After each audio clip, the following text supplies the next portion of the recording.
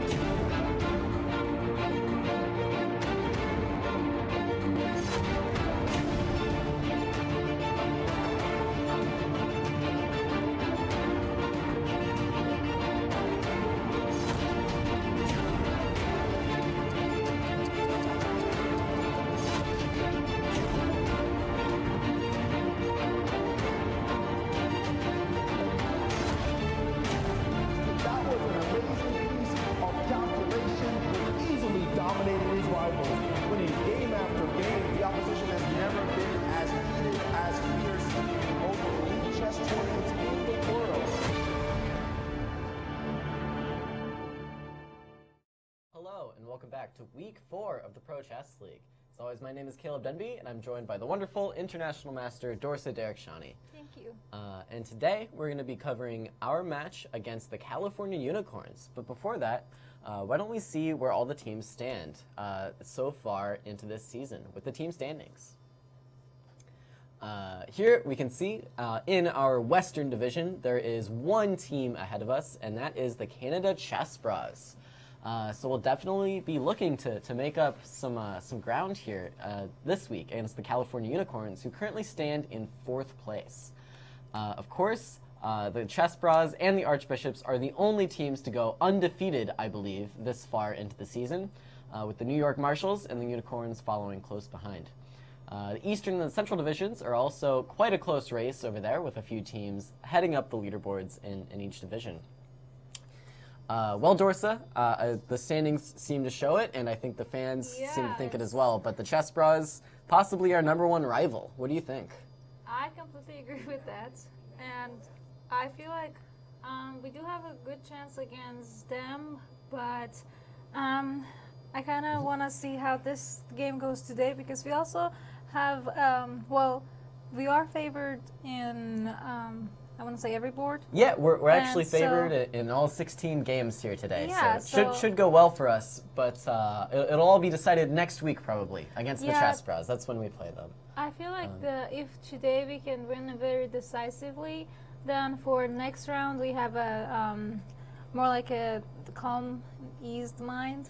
But yeah, definitely want to go in from a strong position here. Yeah. But why don't we actually check out the format of the games today? We have, let's see, it's teams from 4 continents, and it is a truly global league then, I guess. Of course, in our Western Division, we have quite a few countries represented as well, although mainly U.S. teams and North American teams.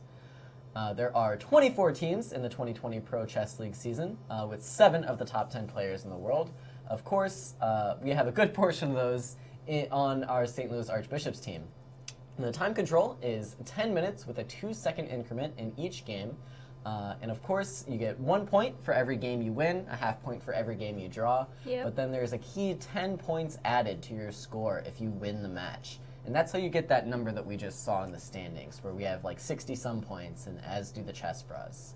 Yeah, because I specifically like this format a lot, because draws are such a common. It happens so commonly that you would prefer to see some more action, and this way you get to see more action. Every player is trying their best to try and get those 10 points. Yeah, of course. Those 10 extra points. Yeah. And even if you secure the win for the match, there's still a lot to play for. Each win you get adding another point to your team's score. Of course, the final 4 teams, once we get through this main season here and then through the playoffs, the final 4 will compete in a live final. So all the players will travel out for all the teams and compete in person for the final 4. Yeah, I do remember once it was in San Francisco. Yeah, I believe last year they were out in California. Yeah, that was pretty awesome, I thought.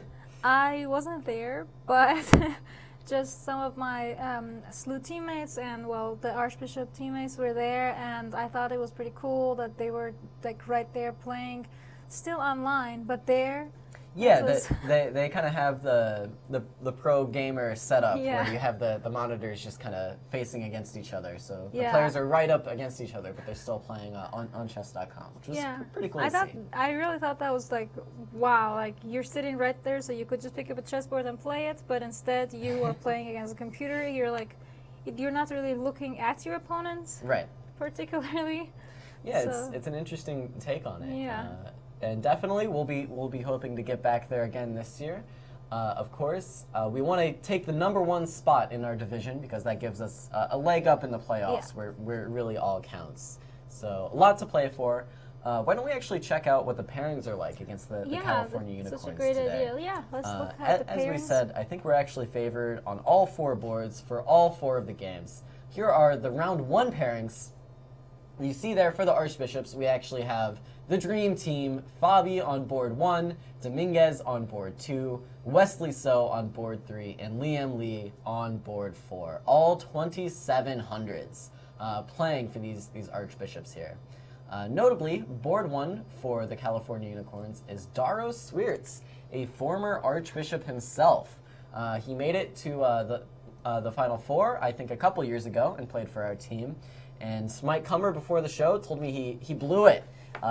He lost a lot of games when he went to the live finals. So we kicked him out. He is not an Archbishop anymore. He ran away to the California Unicorns, where he's I mean, now, he still lives now at St. board one. Louis. Yeah, it's true. And, but yeah, it's. I feel like our team is strong enough. I like our team as it is. Yeah, I also wanted to mention board 2, Grigory Oparin is also a Missouri player.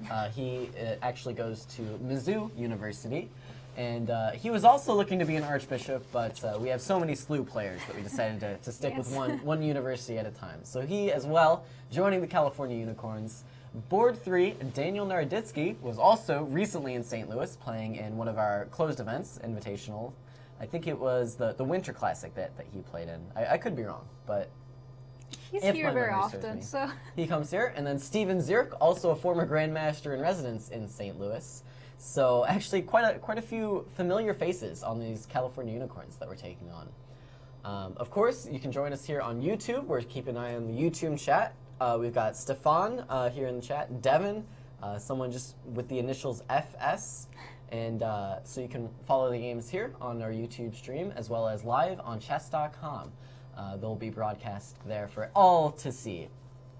Here is our schedule as well. This week, of course, we have the California Unicorns, and I think we're the last round of the day for this Western Division. Earlier today, you could have seen the Krakens take on the Capybaras, the Lions take on the Chess Bras, and the Marshalls take on Chicago Wind.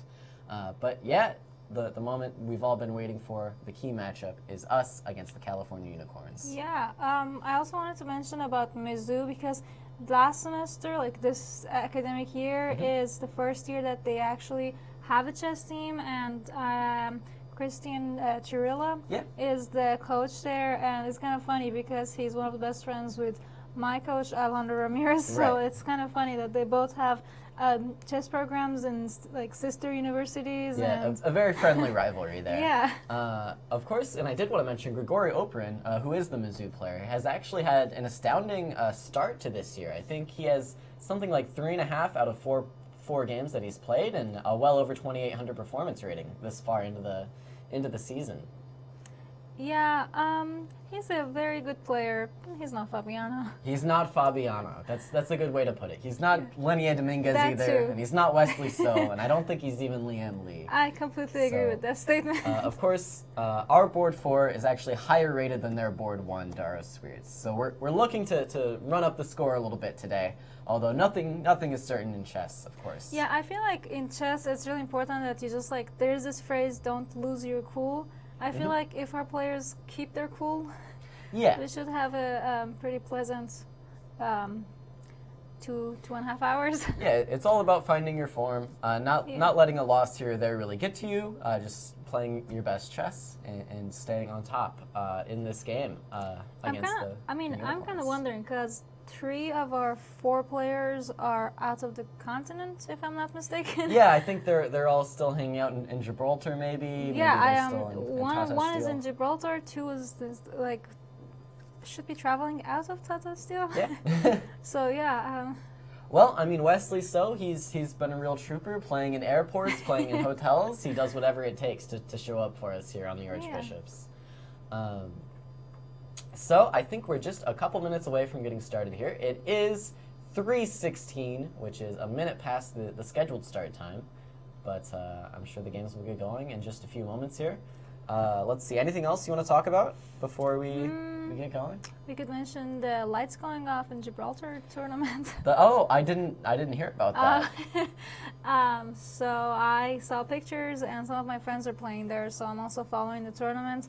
And I saw pictures of how the light, if I'm not mistaken, in round 3 went off in the hotel completely. So they were like Interesting. playing with like one of these like old fluorescent lights, and Break out the candles Yeah. just by candlelight. they didn't do candles, surprisingly. I do have experience firsthand with candles. Okay. So that was that was some nice throwbacks for me. Yeah. Well, why don't we actually take a look at the full Archbishops roster? Of course, we have the top 4 players here today for us. That is Fabi, Leinier, Wesley, and Liem Lee.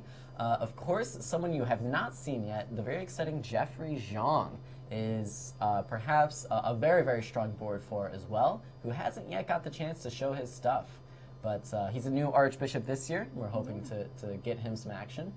Benjamin Bach, I believe, played last week. He's also playing for St. Louis. He did fairly well, scoring 2 out of 4 on board 4.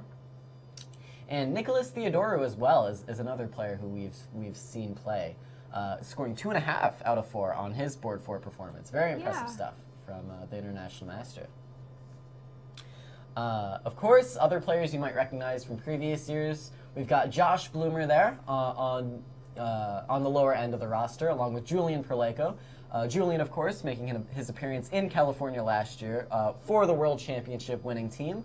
And there's one more familiar name, Dorsa. You are also on the roster as well.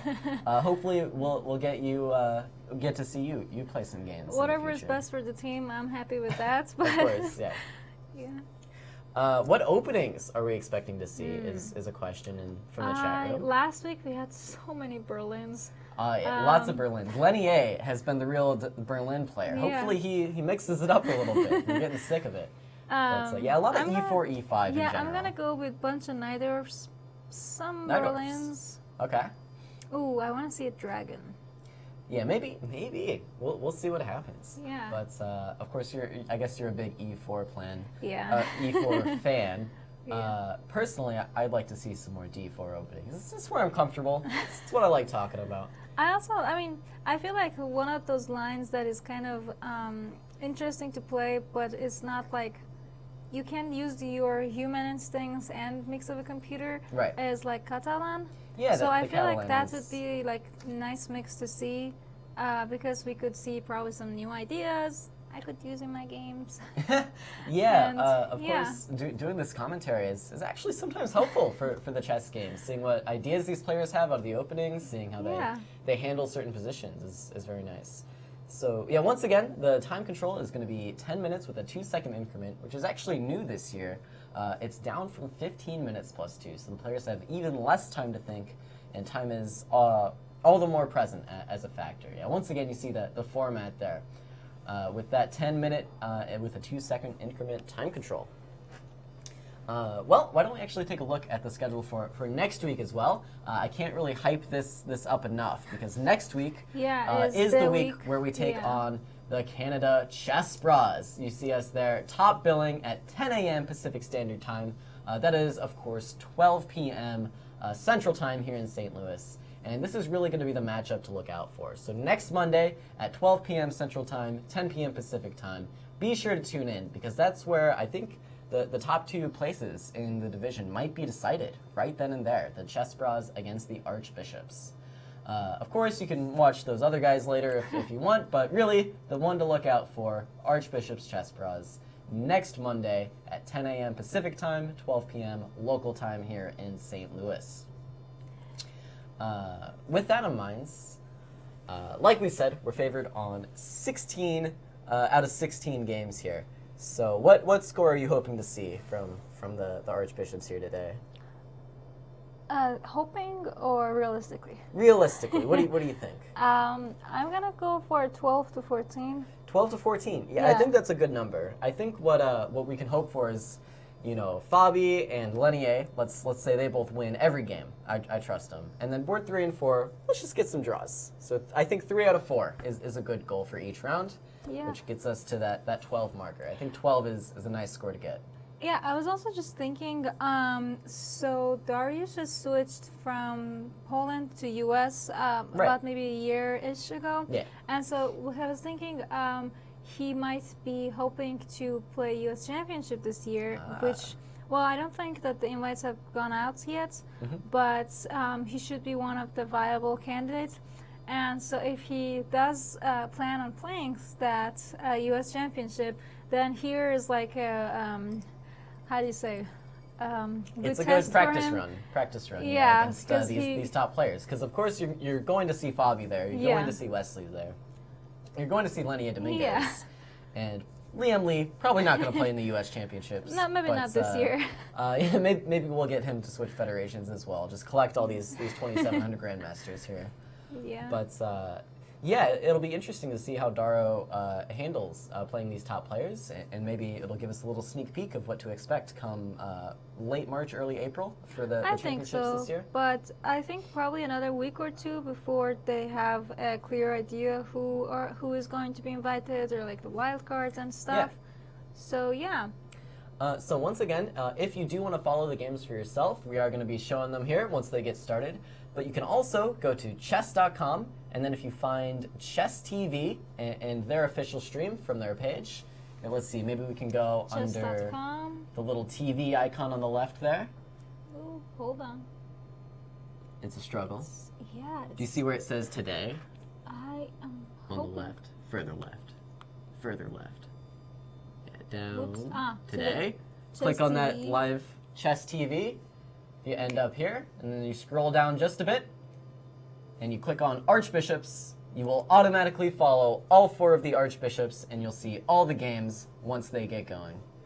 It's a pretty neat trick. If you need to know how to follow all the players, that's how you can do it. Quick and easy on chess.com. And now all the games will appear once they get started. So yeah, it looks like we are running just a little bit behind schedule. I'm sure That's the age of internet. Games will get going as soon as they can. Yeah. One of the things that I kind of like about playing physical opponents, like right there and then, is the zero tolerance. Also, what like, do you mean? So if you're not there at the zero tolerance time, you lose. Or right, like if it's like when they start the game, if you're a little bit late, like they start on time. Yeah. Unless there's some very unexpected disaster, right. They start on time. So either you're there or you have to like run to there, and you're a little always like out of breath. And so that is something nice about over the board tournaments. Is well, I mean, usually they get started on schedule. Sometimes things get delayed. Like the lights go off, or things of that nature. But yeah, organizing a huge online event like this, I'm sure, is no easy task. Yeah, I can't even imagine how they're doing it. Yeah. So as we said, today is week 4 of 7. And so this is, I guess, the halfway mark for us here in St. Louis. So a lot to be decided as we enter the latter half of this schedule. Once again, here are the pairings. Steven Zierk is board 4 for the California Unicorns against our board 1, Fabiano Caruana. Daniel Naroditsky against Leinier Dominguez. Wesley So against Grigory Operin. And Liem Lee against Daro Swiertz. And so, obviously, a bit of a mismatch there. Daro, the board 1 for the Unicorns, up against Liem Lee, who is actually a higher rated player, and board 4 for us here. I'm not sure what our average team rating is, but it's got to be somewhere above 2,700, 2,750 even. Well, yeah, that's a good calculation. It's pretty crazy. It's, in fact, 2,764 for the St. Louis Archbishops. That's not what you want to be up against, no matter who your team is. That's I have to agree with that. I'm kind of curious. What about the Canada? I want to say chess bras. Yeah, the Canada Chess Bras. Yeah. Well, it obviously depends on who they field week to week, but let me see if I can pull up their roster here. So, and yeah, I will mention our average rating 2764. California's average rating 2610. Yes. So that's a 150 point gap there for us, which is it's nice to see. It's nice to see. Well, it looks like the Chess Bras have a couple 2700s that they can play each week, but then let's say they play Grishuk and Fallujah. But I that's thought probably they can't put 4 free agents at once. They can get 2 at once. So let's say they get a couple of their best guys, Grishuk and Fallujah, to play. That's around a 2740 average rating, and then they have to field a couple 2650s or below. So they're going to end up right around 2700 with their best team. Nothing compared to the 2764 dominance that is our top 4 games boards. starting. And the games are finally underway, so we can take a look. And, We don't have any moves see how we're yet. doing. Oh, we do have moves. Awesome. Incredible. All right, so Naroditsky against Leinier, D4. You called it. Oh, wow. Oh, This is and yeah, is it- D4 followed by knight C3. Not the most standard. yeah. This if I'm not mistaken, this was the game, the last game of the classic, in a match between Goryachkin and Juvenjun.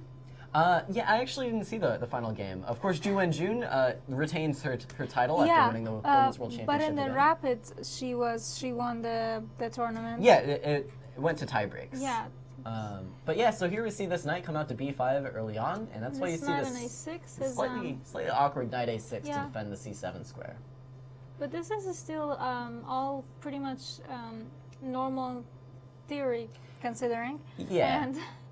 And it's very interesting. So we kind of have a very normal position right now for black, because something like ideally you would want to kick this knight out and then just try to push this pawn. So I feel like white should be starting to do some stuff here, maybe a c4. Yeah, you definitely want to get the c pawn Yeah. out of the way of the knight, because the knight ending up back on c3 in front of a pawn on c2 is just slightly awkward. You want to be able to push this pawn forward without having this knight in the way. So you do see c4 immediately, with the idea now that after c6, the knight will come back to c3 and support the pawn rather than get in its way. Let's take a brief look at another game, because I feel like of this course. is going pretty solid, and it will take a while until we have it. Yeah, Ooh, so wow. here on our board 1, Fabi against Steven Zierk, we have Joko Pano, and let's see I where we can ended never up. pronounce this. Neither can I just give it my best. All right. So you know how in recent years this Italian with A4 have been very popular with white? White's been expanding with B4 and A4. Yeah, so and now Fabiano is doing A5, simply which I think not is pretty allowing, interesting. Not Yeah. allowing B4.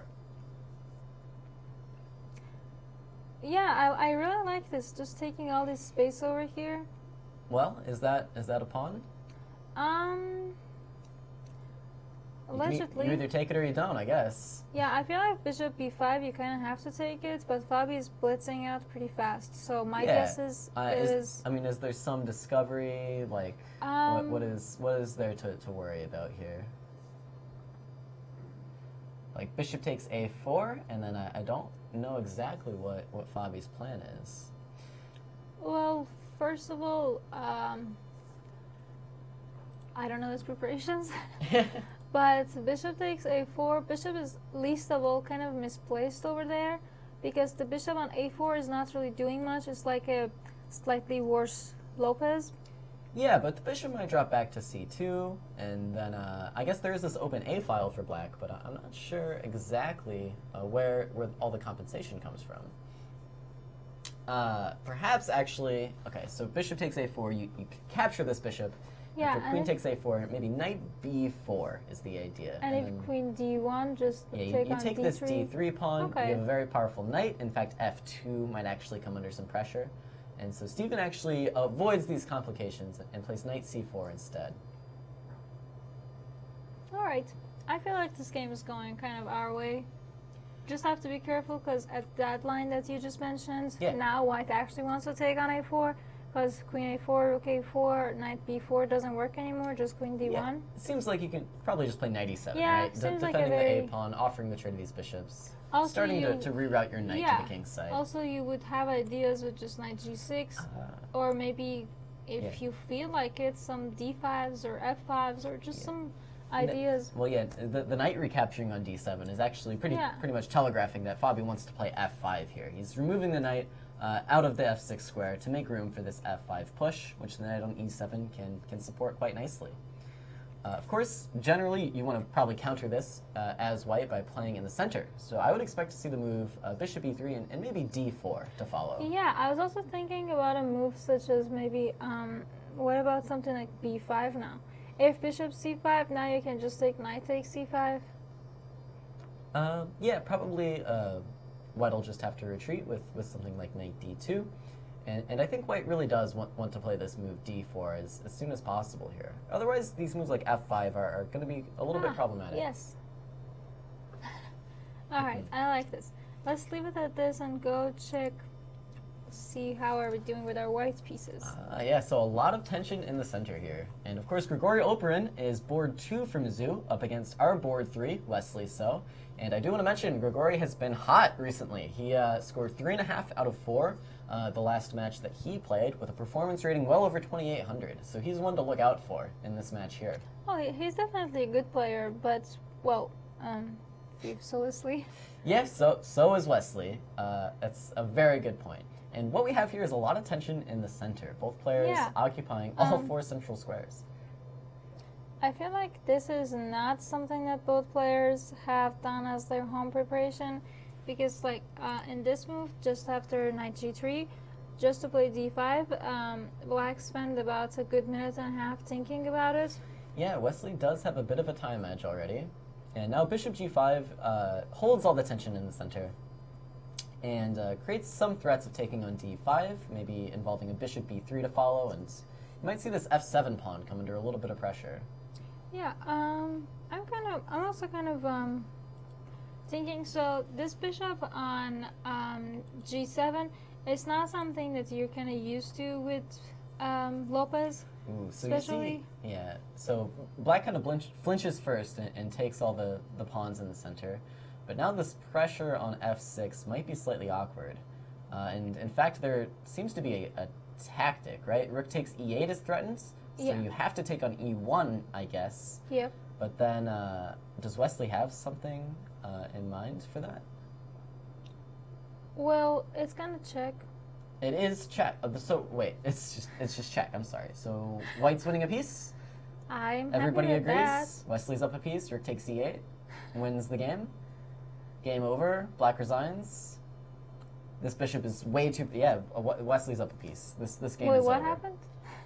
Okay, let's rewind a second. Knight takes f6 and rook takes e8 is just a simple tactic. This has just been missed. So, black kind of just, kind of blundered this knight of 6. Yeah, e takes d4 just isn't playable. Knight f6 is. Yeah, I mean, like, I couldn't make sense of it in my head that this could just be winning. Yeah, So I well- thought, like, rook takes d1 and black is doing okay, but no, this move is just check, and there's nothing else to be done. Rook takes e8, removes the defender of the bishop, and after bishop f6, Wesley So is going to win this game. Yeah, seems about it. All right, well, Just I think we can call that one. Yeah, all right. Well, Why don't we check next. out board 4? This is actually the most competitive matchup by rating that we're going to see all day here. Their board 1 against our board 4. And we still have around a 60-point rating advantage going into this one. But what position do we have on the board here? This looks favorable for white. in my Yeah, it opinion. looks slightly more comfortable, but I'm kind of curious. Let's go over the opening real quick, because nothing much is happening at this point. Sure. So this is a very common opening. This is my opening. Nice.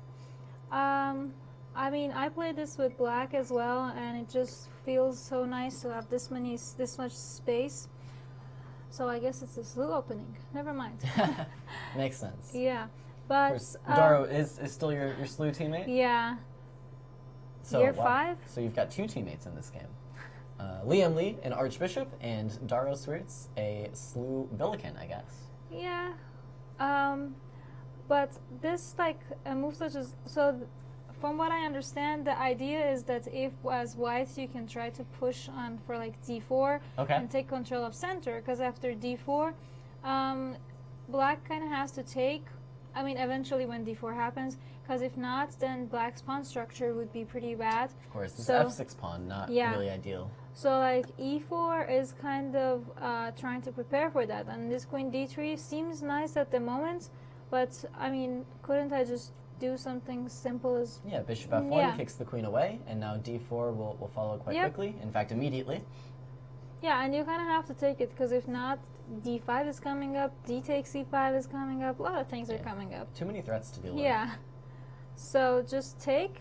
So now white dominates the center, and these pawns are kind of it just feels nice. Yeah, I don't think this has gone quite the way that Dara would have anticipated. I don't think so. This e pawn in the center, supporting this knight on f5, is really the key difference here. You see black's knight on b6 is significantly worse than the white knight on f5. Ooh, I see some maybe cheerful ideas with bishop coming over here. Yeah, dangerous stuff. Looks cool. Dangerous stuff. So h4. Ooh, maybe h4 is preparing for bishop h3. Take, rook d8. Yes. Yeah, bishop h3 comes on the board. Nice. All right, You see one more trade, and after queen e8, queen g4 starts to make some threats on the king's side. Bishop takes f6 is immediately threatened, so you see king h8, and then moves like knight h6 seem playable, which is kind of scary to see. I don't know if it does anything, so probably not knight h6, but these types of threats in the position. So yeah, queen f4 I think is preparing some knight g7 ideas, as well as simply queen takes c7 to look out for. Yeah, I think I'm kind of thinking, would it be a good idea for white to try to bring out the h3 bishop a little bit more, to relocate the knight and put the bishop on f5? Interesting.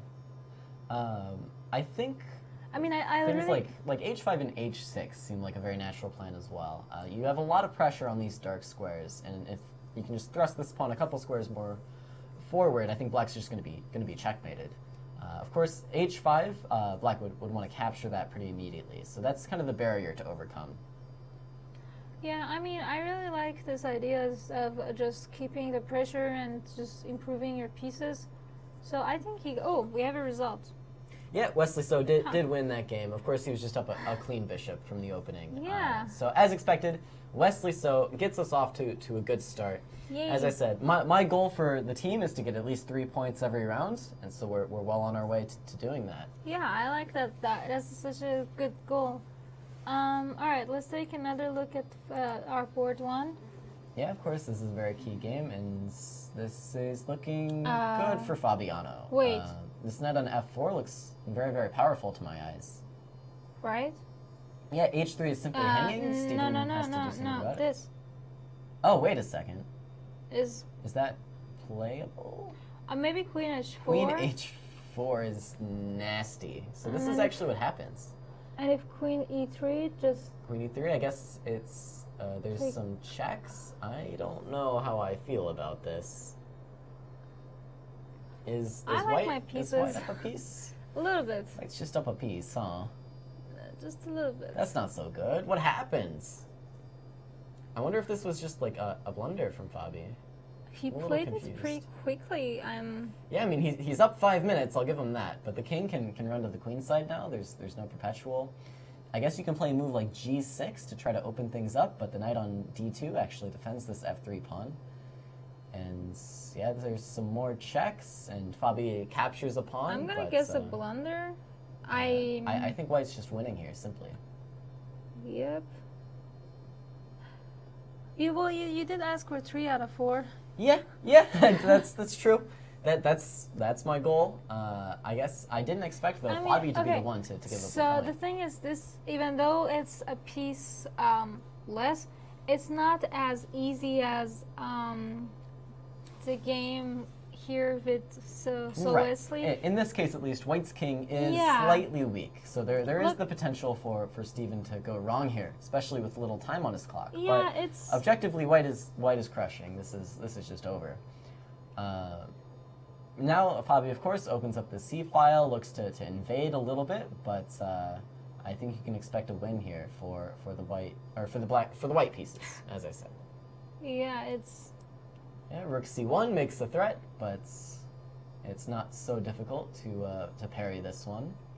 Yeah, Queen F2, Queen guarding all the H3. squares. Maybe you should play Queen H1 now, but then Knight G3 and Yeah, I don't. Maybe we should stop looking at this game. I don't like this game. What's going on with Naroditsky against Leinier Dominguez here?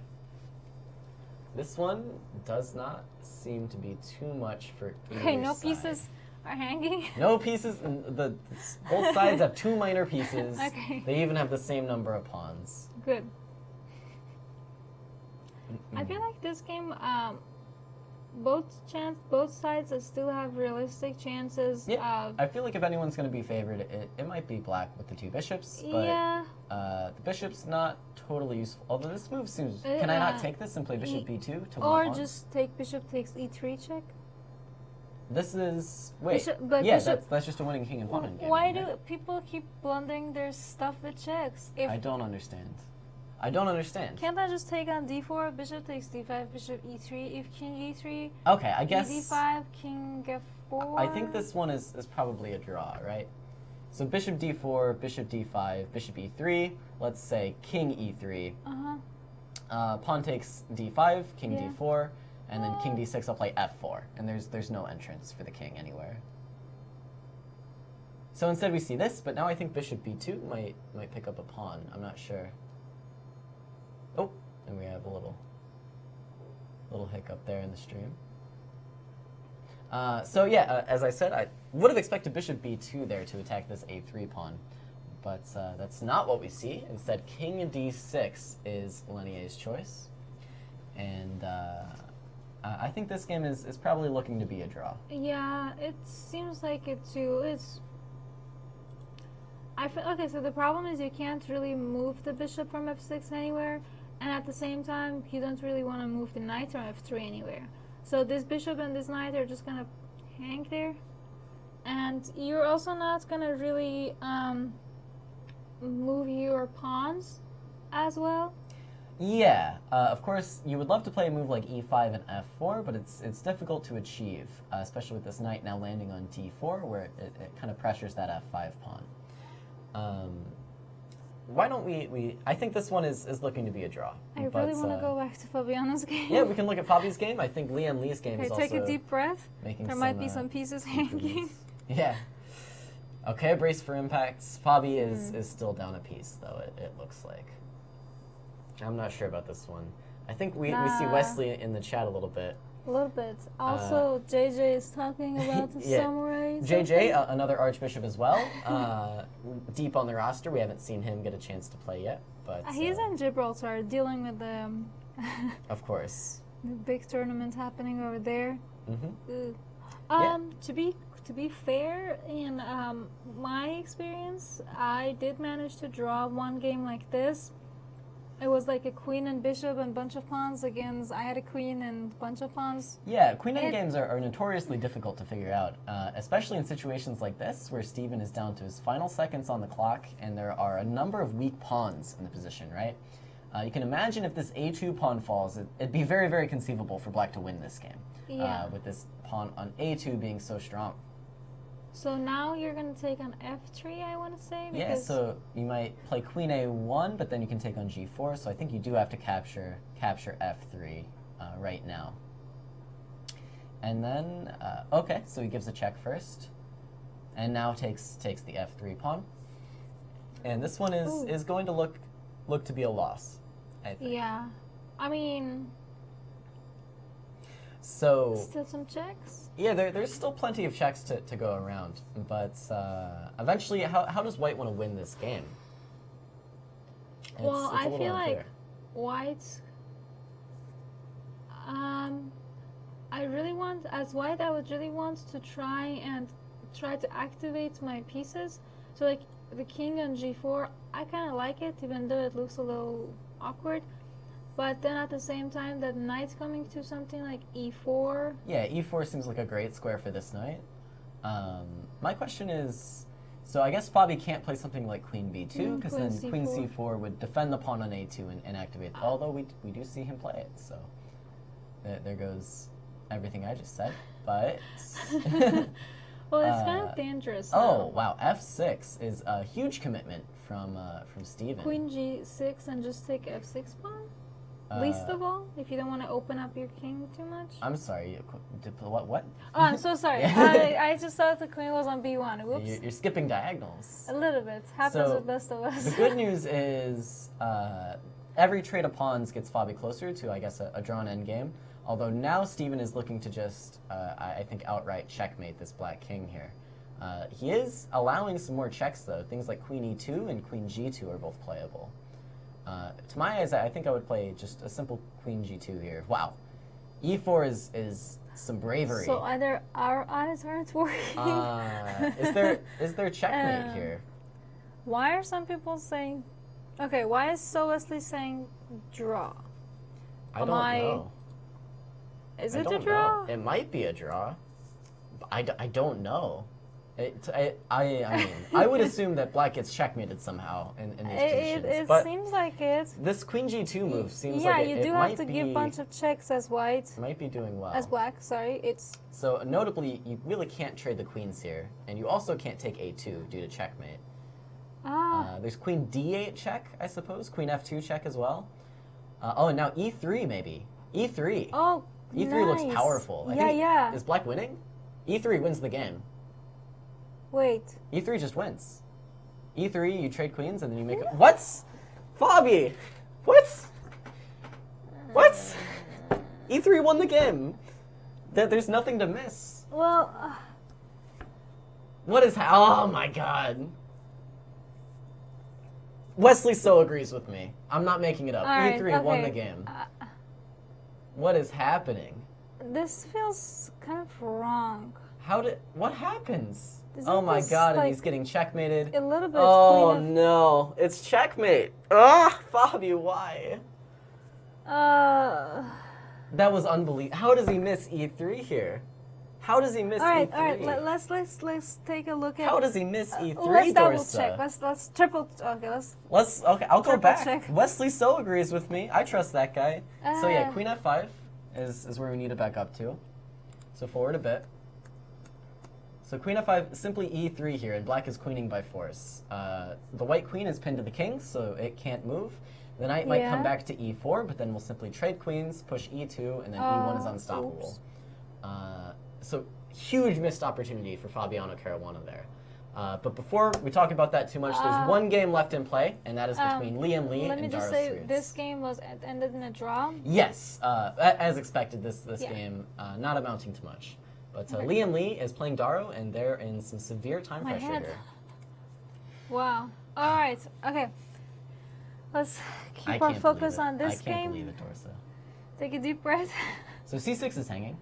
Okay. And it's not going anywhere. So the pawn structure I like for white. I like the bishop pair. I like the pawn structure. I just kind of the don't king's like the king. Safety is a little bit off. Hopefully the white king can find some shelter on the light squares, but this knight the things we've just seen is doing a good job. The e3 square. So yeah, h1 the only safe square for this king right now, which is interesting. Can't you? Yeah, Daro down to 5 seconds though. I really don't want to have hanging pieces, so maybe I what? Oh, so just take and white is now just up a clean pawn. This looks like a winning endgame to me. I think Liem Lee should be able to pull this one out. He does have like 10 more seconds. Yeah, I mean, but 10 seconds is very relevant here. Yeah. Daro playing exclusively on the increment right now. So yeah, now white simply improves his king. I really don't. I expect to see a move like g4 and then g5 come onto the board pretty quickly. Bishop e4 is a pretty clean move too. It restricts the knight, now keeps g4. him out of the f5 Please square. g4. And yeah, first I like a4 as well. Just covering all the bases on the queen's side. keeping this knight under control, and then expect to see g5 and h6, and this game will be going in our direction. Seems like it, right? So improving this bishop to c4, very professional stuff. Bring the king closer. Brings the king all the way in, and now actually even king g6 is coming onto the board. Unless, wow. Okay. Ideally, king g6 would have came to the game. Yeah. White might be just trapping this knight now, I think. Yeah, bishop e4. This Yeah, knight has and no just- squares. King g4 picks up the Okay. knight. The game's over. All right. Well, I mean, we take any win we can. Yeah. I cannot believe Fabi missed that e3 move. So that brings our score after this first round here to 2.5 to 1.5 in our favor. Not quite making my 3-point goal, but I'm sure we can make that up in the later rounds. Yeah, it was a pretty tense match. I mean, let's be realistic. Fabi's game, it's not so easy to like be losing constantly for Right. so many moves and then just like finding that idea. Yeah, but he paused. He paused on the move. He was looking. He was thinking. and he still missed it. Yeah, it's. Yeah. So why don't we actually check out the results here? I think we have a little graphic to show it. Steven Zierk upsets our board 1 world-class Tata Steel champion, Fabiano Caruana. Daniel Naroditsky draws Leinier Dominguez. Then actually our boards 3 and 4 are both the winners in this round. Taking out Grigori Operin and Liem Lee. No, wait. Taking out Grigori Operin and Daro Swirts. The winners being Wesley So and Liem Lee. So that brings the score to 2.5 to 1.5 in our favor. Off to kind of a good start in most cases, a little bit of a rocky start for Fabi there. But I mean, some missed opportunities for sure. As long as he keeps his spirit up and finds E3s next times, we're happy. Yeah, you shake But- that one off, you laugh about it. The Yeah. team's still doing well. Makes for You great move on to the tactics, next though. game. It does. E3 would have been a very, very nice move for I feel like Fabi. if you showed that position in like a tactic book, everybody would immediately find it because they knew like they're Look. looking for something. Look, I'm no Fabiano Caruana, and I saw E3, okay? Like, this was not a difficult move to Okay, find. defense rests. Fabi has to be shaking his head about that one. With that in mind, though, let's look to the next round with higher hopes and see who is paired against who. Daro Swirts has his chance against Wesley So. Steven Zierk moves on to play Liem Lee. Fabi Caruana is paired up against Daniel Naroditsky, and Leinier Dominguez is playing Daro Swirts in this round 2, which I don't know if I believe these pairings, but they might be true. Let me actually double check from the Pro Chess I League mean, website here. they're all gonna play each other eventually. They're all going to play each other. Everybody plays everybody in these matchups. But, yeah. So those were not quite the correct pairings. Off the top of my head, I believe Fabi now plays their board 3. Daro plays our board 3, so that would be Fabi up against Daniel Naroditsky. And Daro up against Yeah. Wesley So. Yes. And board 2 plays board 4, so that's what? That's Leinier Dominguez against, here they are. all right. So I can stop trying so hard. Fabi Caruana plays Daniel Naroditsky, Leinier Dominguez against Steven Zierk, Wesley So against Daro Swirts, and Liem Lee against Grigori Operin. And you do see the average ratings there, 27-64 against 26-10. Once again, we're favored in all 16 matchups here, looking to get a big score. Like I said, my goal for each round, 3 out of 4, but now we need a 3.5 to make up for this round one blip here. Can't be dropping games like that against, especially against Steven Zierk, who is a very, very strong player, but is their lowest rated player in this matchup. Yeah, I agree with that. But to be fair, for example, this last the game against Darius, so our board 4 and their board 1, Right. it seemed like the end game should have been ended in a draw, probably. It was Which end game are very you talking about? before he lost the night, Okay. and probably like before he went for the Yeah, of course. somewhere around here, like it feels kind of Yeah. White has better chances, but realistically, this shouldn't be such a easy win. Right. So I feel mean, anything can happen though, especially in these time Yeah. controls. Daro only 10 seconds to play this position, and White definitely has some pressure here with the bishops. It's tough to find a good home for that knight. And then I think the key mistake happened a few moves later. We saw Black play bishop d6. To exchange these bishops off. So you see, after bishop d7, bishop d6 is simply losing a pawn. But Black really felt the pressure of the bishops and thought he needed to trade one of them off. And this hasty decision with no time on the clock is what gave Liam Lee his chance, and he certainly didn't miss it. Yeah. Looking at you, Fabi. But okay. You were really hurt by that game, aren't you? I trusted him. I saw e3. I was so proud of myself. I thought, well, Fabi's gonna win. Like I saw it. Fabi, go get him, and then he didn't do it. He just didn't do it. It's okay. It All happens to everybody. He'll come back. He'll come back. Yeah, it's definitely not something you want to remember Fabi by. No. I'm sure he'll score 3 points in the next 3 rounds to make up for it. I trust him. Okay. But yeah, we're just waiting for round 2 to get underway here then. Giving the players a moment to rest, I suppose, while we get everything set up. Once again, here are the current standings. In the Western Division, you see the Canada Chess Bras topping the leaderboard with the St. Louis Archbishops close behind. And the reason for that, the Chess Bras and the Archbishops have actually both won all of their matches so far, but the Chess Bras have won theirs by a little bit of a higher margin than us. So they get 5.5 extra points in their 3 matches, and that's why you see their lead in the Western Division. Notably, they also have a slightly higher average performance rating.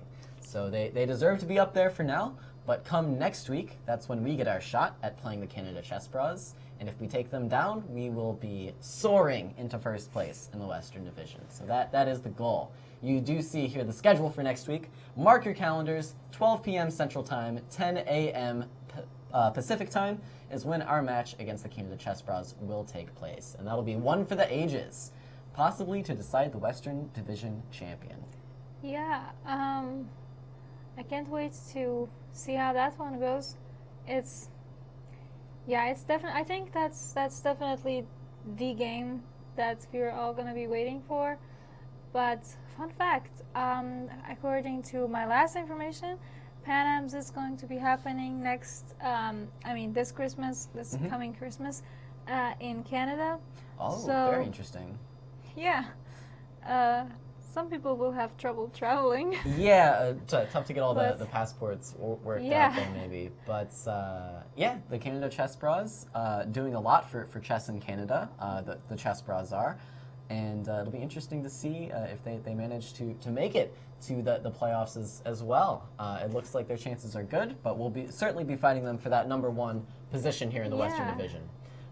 As always, you guys can join us on YouTube. We're keeping an eye on the chat here. If you guys have any questions for us, we can get back to you on those. But you can also follow the games live on chess.com. You just want to find chess.com/TV and then click on the Archbishops, and that's where you can find the games for yourself. So there you see Chess TV. Just give it a click. And once you're on chess.com/TV, scroll down just a bit, click on the Archbishops, and you will be following all 4 of our players here. With that in mind, we're looking into to round 2 here. We're, of course, favored on all 4 boards, as we will be for all 4 of these rounds, and hoping to score some points. Yeah, this is not... Okay, this is not helping. I'm still looking at the game between Fabi, the missed E3. This Fabi yeah, disaster. I need to change this game. Okay, much better. Why don't we check out this game between Dominguez and Naroditsky? I think we missed how they got to this draw on endgame. We looked at we briefly looked at their openings. Yeah, there's this interesting knight c3 to b5 idea. Yeah, the knight comes back to c3 here, and yeah, simply knight b4. The center kind of gets blown up, and I guess we just saw some piece trades. Yeah, this is like such a normal taking over the center, and everything seems very, very logical. This whole game was really logical. Yeah. I mean, theoretically, Black could just try and take this knight here and just bring in the king, and That yeah, would have been a... well, bishop f3 might actually be an interesting idea here, right? Can you take f3 and then take h2? F4 kind of... And then, yeah, there's f4, but maybe just e5 is King freeing the bishop G2. in time. Ah, disaster. If the king I've was a little lost bit my piece. farther. Yeah. So there's no time to take f3 and take h2, but this endgame does appear to just be drawn. Yeah, I completely agree. I mean, there is not much chance for either of the players to make a serious mistake, per se, so this just feels very logical. Yeah, just a natural chess game. The natural result of chess, of course, is usually Oh, a that's draw. pretty cool. The knight on e2, bishop b2, king c2, you can't take on a3, king b3. Yeah, king b3 Yeah. would trap the bishop. So bishop back to e5, and then we saw And this. I this think that's repetition. how, yeah. So there was a question in the YouTube chat about Daro's game in particular. You mentioned this is the line that you play against the English, and he was asking what line that is. I guess we don't have that game pulled up here. I mean, I remember like c4, e5. Yeah. So yeah, c4, e5, and then black expands in the center. Yeah, early on so with the d5. idea is that you have you play c4, e5, and then you play knight f6, d5, and after cd5, knight d5. As soon as the bishop is on g2, you just play knight b6 to avoid any kind of like discoveries, tactics along the long yeah, diagonal. and then you want to have your knight on c6, two bishops on e7, e6, and sometimes a pawn on f6, depending on how white goes about it. Sometimes they play like d3, a3s, and we have a new game happening.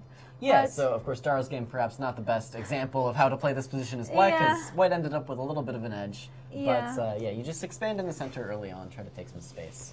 But here we have round 2 getting started. So we have Fabi's game maybe against This is Denby Fabiano Naroditsky. against Naroditsky, yeah. And it's another Roy Lopez. Everybody loves the Roy Lopez. So black plays c5, white expands in the center, and now d5 actually closes off the center. This is Fabi's choice. This knight comes into c4, and now a4, taking some space on the queen side, challenging this a6, b5 structure for Danya. Oh wait, Waiting. we call him Danya? Danya, or Daniel, or Naro, or Naroditsky. I'm very used to Ditsky. Naro. Naro? But, yeah. Yeah, he goes by Danya as well, I think. Maybe I made that up. I think he goes by Danya. This is actually kind of funny. The first time in Qatar Masters, he didn't know where I was from. Instead of speaking Russian with me, I was like, what? Yeah. And I mean, it's probably a good bet if you don't know where a chess player is from. Just start speaking Russian, that is and true. then Just they'll get go back with to you. Russian, and they know at least few words. Yeah, I mean, who doesn't And, these days? yeah, that was... So yeah, we actually see Fabi playing very, very quickly. He's actually got 10 more seconds than he started with, which is very impressive, which is the 2-second increment.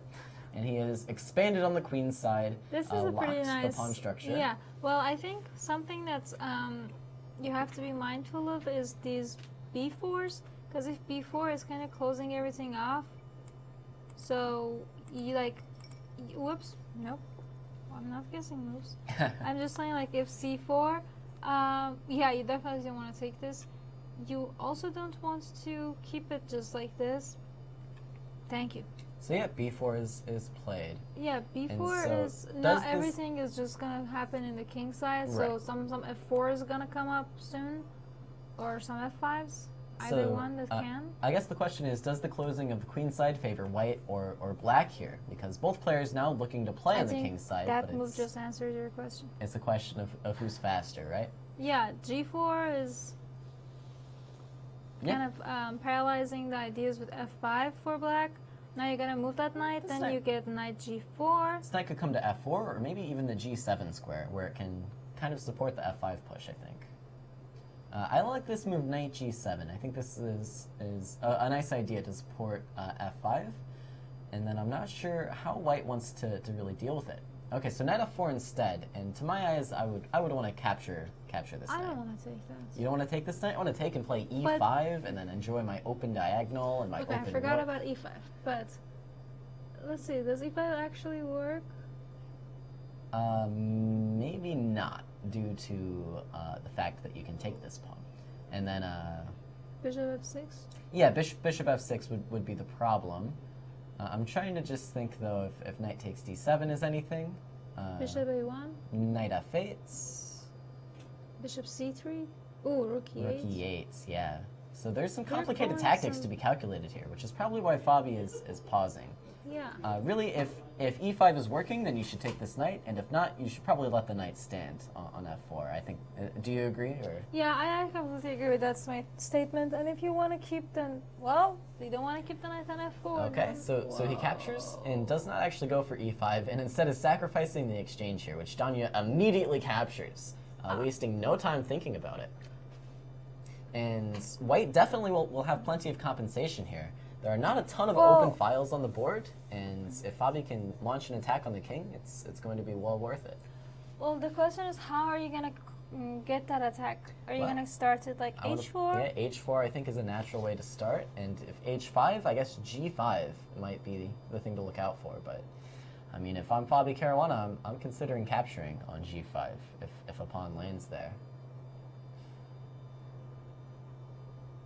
Let's look at another game. We need this You're game getting to- nervous again? Yeah, I like my blood pressure to stay. All right. So, how Leinier? is Leinier doing on board 2? Of course, Steven Zierk, the only unicorn to successfully win against the Archbishops in the first round here, taking out Fabi Caruana. And so now he has the black pieces against Leinier, and he chooses the French defense. Okay. Nice. So this is not a line I'm super familiar with here. So, White captures on c5 early on. Yeah, I feel like this is one of those stuff that you do in blitz games a lot, I see. mainly because you want to out prepare your opponents. Okay. And so white does get developed. Black captures on c3, and now the white structure is a little bit fractured, but I guess he still has this pawn on e5, really pressuring the black king side as well as the center. And Yeah. with these doubled c pawns, it does give you the opportunity to play c4 a little bit more freely. Another thing to think about is, so especially in French, this square is very weak, so Okay. ideally you would want to have a knight here. Right. Just because it controls so many squares, you get a chance to maybe run wild with your f-pawn. So So maybe yeah, that's ideas something- of knight d4, ideas of f4, certainly to follow. And I think a couple more moves have been played. oh, yeah. We saw rook e1 for white, defending this e-pawn, perhaps preparing to move this knight. And then this trade on d3. White takes back with the queen to defend the c3 pawn. And now queen c4. Black really looking to make some more trades. Of course, white does not want to capture this queen, because Yeah. if you do so, you give black the d5 square, and you pin your c-pawns down. Also, something like if you exchange the queens on c4, the bishop on c8 gets to be freed, either with bishop b6, bishop b7, or bishop d7, bishop c6. Exactly. So So instead, black makes the trade on d3, fixes the white pawn structure, but removes some of these terrifying threats of a devastating attack using that queen. And now, how do you free the black pieces here? Because it looks to my eyes like white just has some more natural squares for the pieces. For example, black can't castle here due to the hanging knight on e7, and this black bishop is going to be looking for a diagonal. Maybe it'll choose a6 to f1, but it'll certainly be difficult to find the best squares for these pieces. I really want that knight on d6. Yeah, d6 would be great. You could try to play knight d4 That's what I here. was thinking of, but if bishop a6, then how would you progress? I think something like rook e3 and then f4 and f5 might be the idea. That's the plan that I could come up with off the top of my head. And then But you have to, you kind of have to be careful about pressures on c3. yeah, which you- stuff like rook c8 might come. Yeah. Certainly something to look out for. I'm not sure exactly. I don't know what I want to do with my c3 and d3 pawns, and I think that's the key decision that Leinier has to make here. You could play d4, but that really looks bad to my eyes. You don't want to give black total control over the c4 square. Yeah. But if you play c4 instead, then maybe you're just opening things up for black favorably. So it's a difficult decision to be made. Maybe he just wants to leave these pawns where they're at, But then, as you said, they can become targets. The bishop on a6 would hit the pawn on d3. You can bring a rook to c8 to hit the pawn on c3. Certainly nothing is simple here for Leinier. This is so interesting. That being said, though, right. I think I do like White's position. And Me too. We do have a few more games going on. Just a little bit. Let's take a brief look at what do we have here. Yeah, this looks like a Wesley So game, and this e5 pawn might be falling. It seems difficult to defend. The white rooks might be invading along the d file, but certainly this e pawn looking a little bit isolated out there. This is a Berlin, isn't it? It looks This like is a Berlin. Yeah. Oh my god. But I mean, it's a more interesting Berlin than normal, right? I think black certainly has an edge here. E5 is going to fall. Okay, I'll give you that. But Yeah. I told you that we'll be seeing so many Berlins. Well, I thought you were going to say saying interesting Berlin is like an oxymoron or something. But okay, so rook d5 would defend the e pawn, but then I was thinking maybe just rook h e8 is good enough for black here to add some more pressure to this pawn, and there's no defenders left. I really don't like that. I mean, for black I like, but for white I really think that knight on e2 needs to be in a better place. Because Yeah, it's like if white just had like 1 or 2 extra tempi to put this knight on f5, his position would look just a lot the more. e4 is good lot too. more You don't good. have to be too fancy. But e4. I liked from f5 the fact that I was hitting the bishop as well as h6, but yeah, e4 gives white plenty of options as well. Things like knight f6 would start to be ideas. ooh, So we do see knight g3, but now I think this pawn is Wesley's for the taking. Bishop takes e5. Why not? bishop should, yeah. Because if knights, then you don't want to have pins and Yeah, stuff. don't want to pin yourself. Yeah. So we do see bishop takes, and now f3 defends this pawn on g4. And things are not totally trivial for Wesley here. White does still have total control over this d file, and we'll have to find a home for the knights. But if Wesley can kind of consolidate and solve some of these problems, he will just be a pawn up. And a little unclear if it's enough to try to win the game, but it'll certainly be Wesley's game to win. No risk here, I think, for the U.S. player, Wesley So.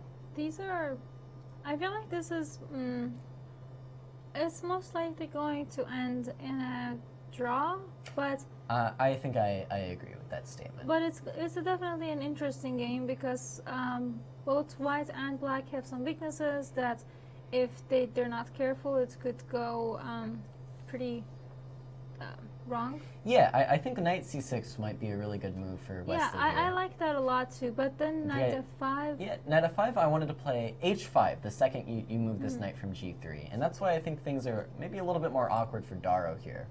If you play knight f5, I can play h5, solving the weakness. And if you don't, knight d4 is going to come, and then b3 is a very, very weak pawn. And this knight is blocking out every rook in the white position. So some definite decisions have to be made here. Wesley's taking his time. I think he's trying to find the best way to press for an edge. Yeah, let's go look at another game. I have a good feeling about this one. Yeah, so the last game we haven't looked at yet is Grigori Operin against Liem Lee. Of course, Liem Lee, our board 4, still well over 2,700 and has been for a while. One to look out for. Quick question. JJ is very active here. Is he also as active over there? Because if not, What do you mean?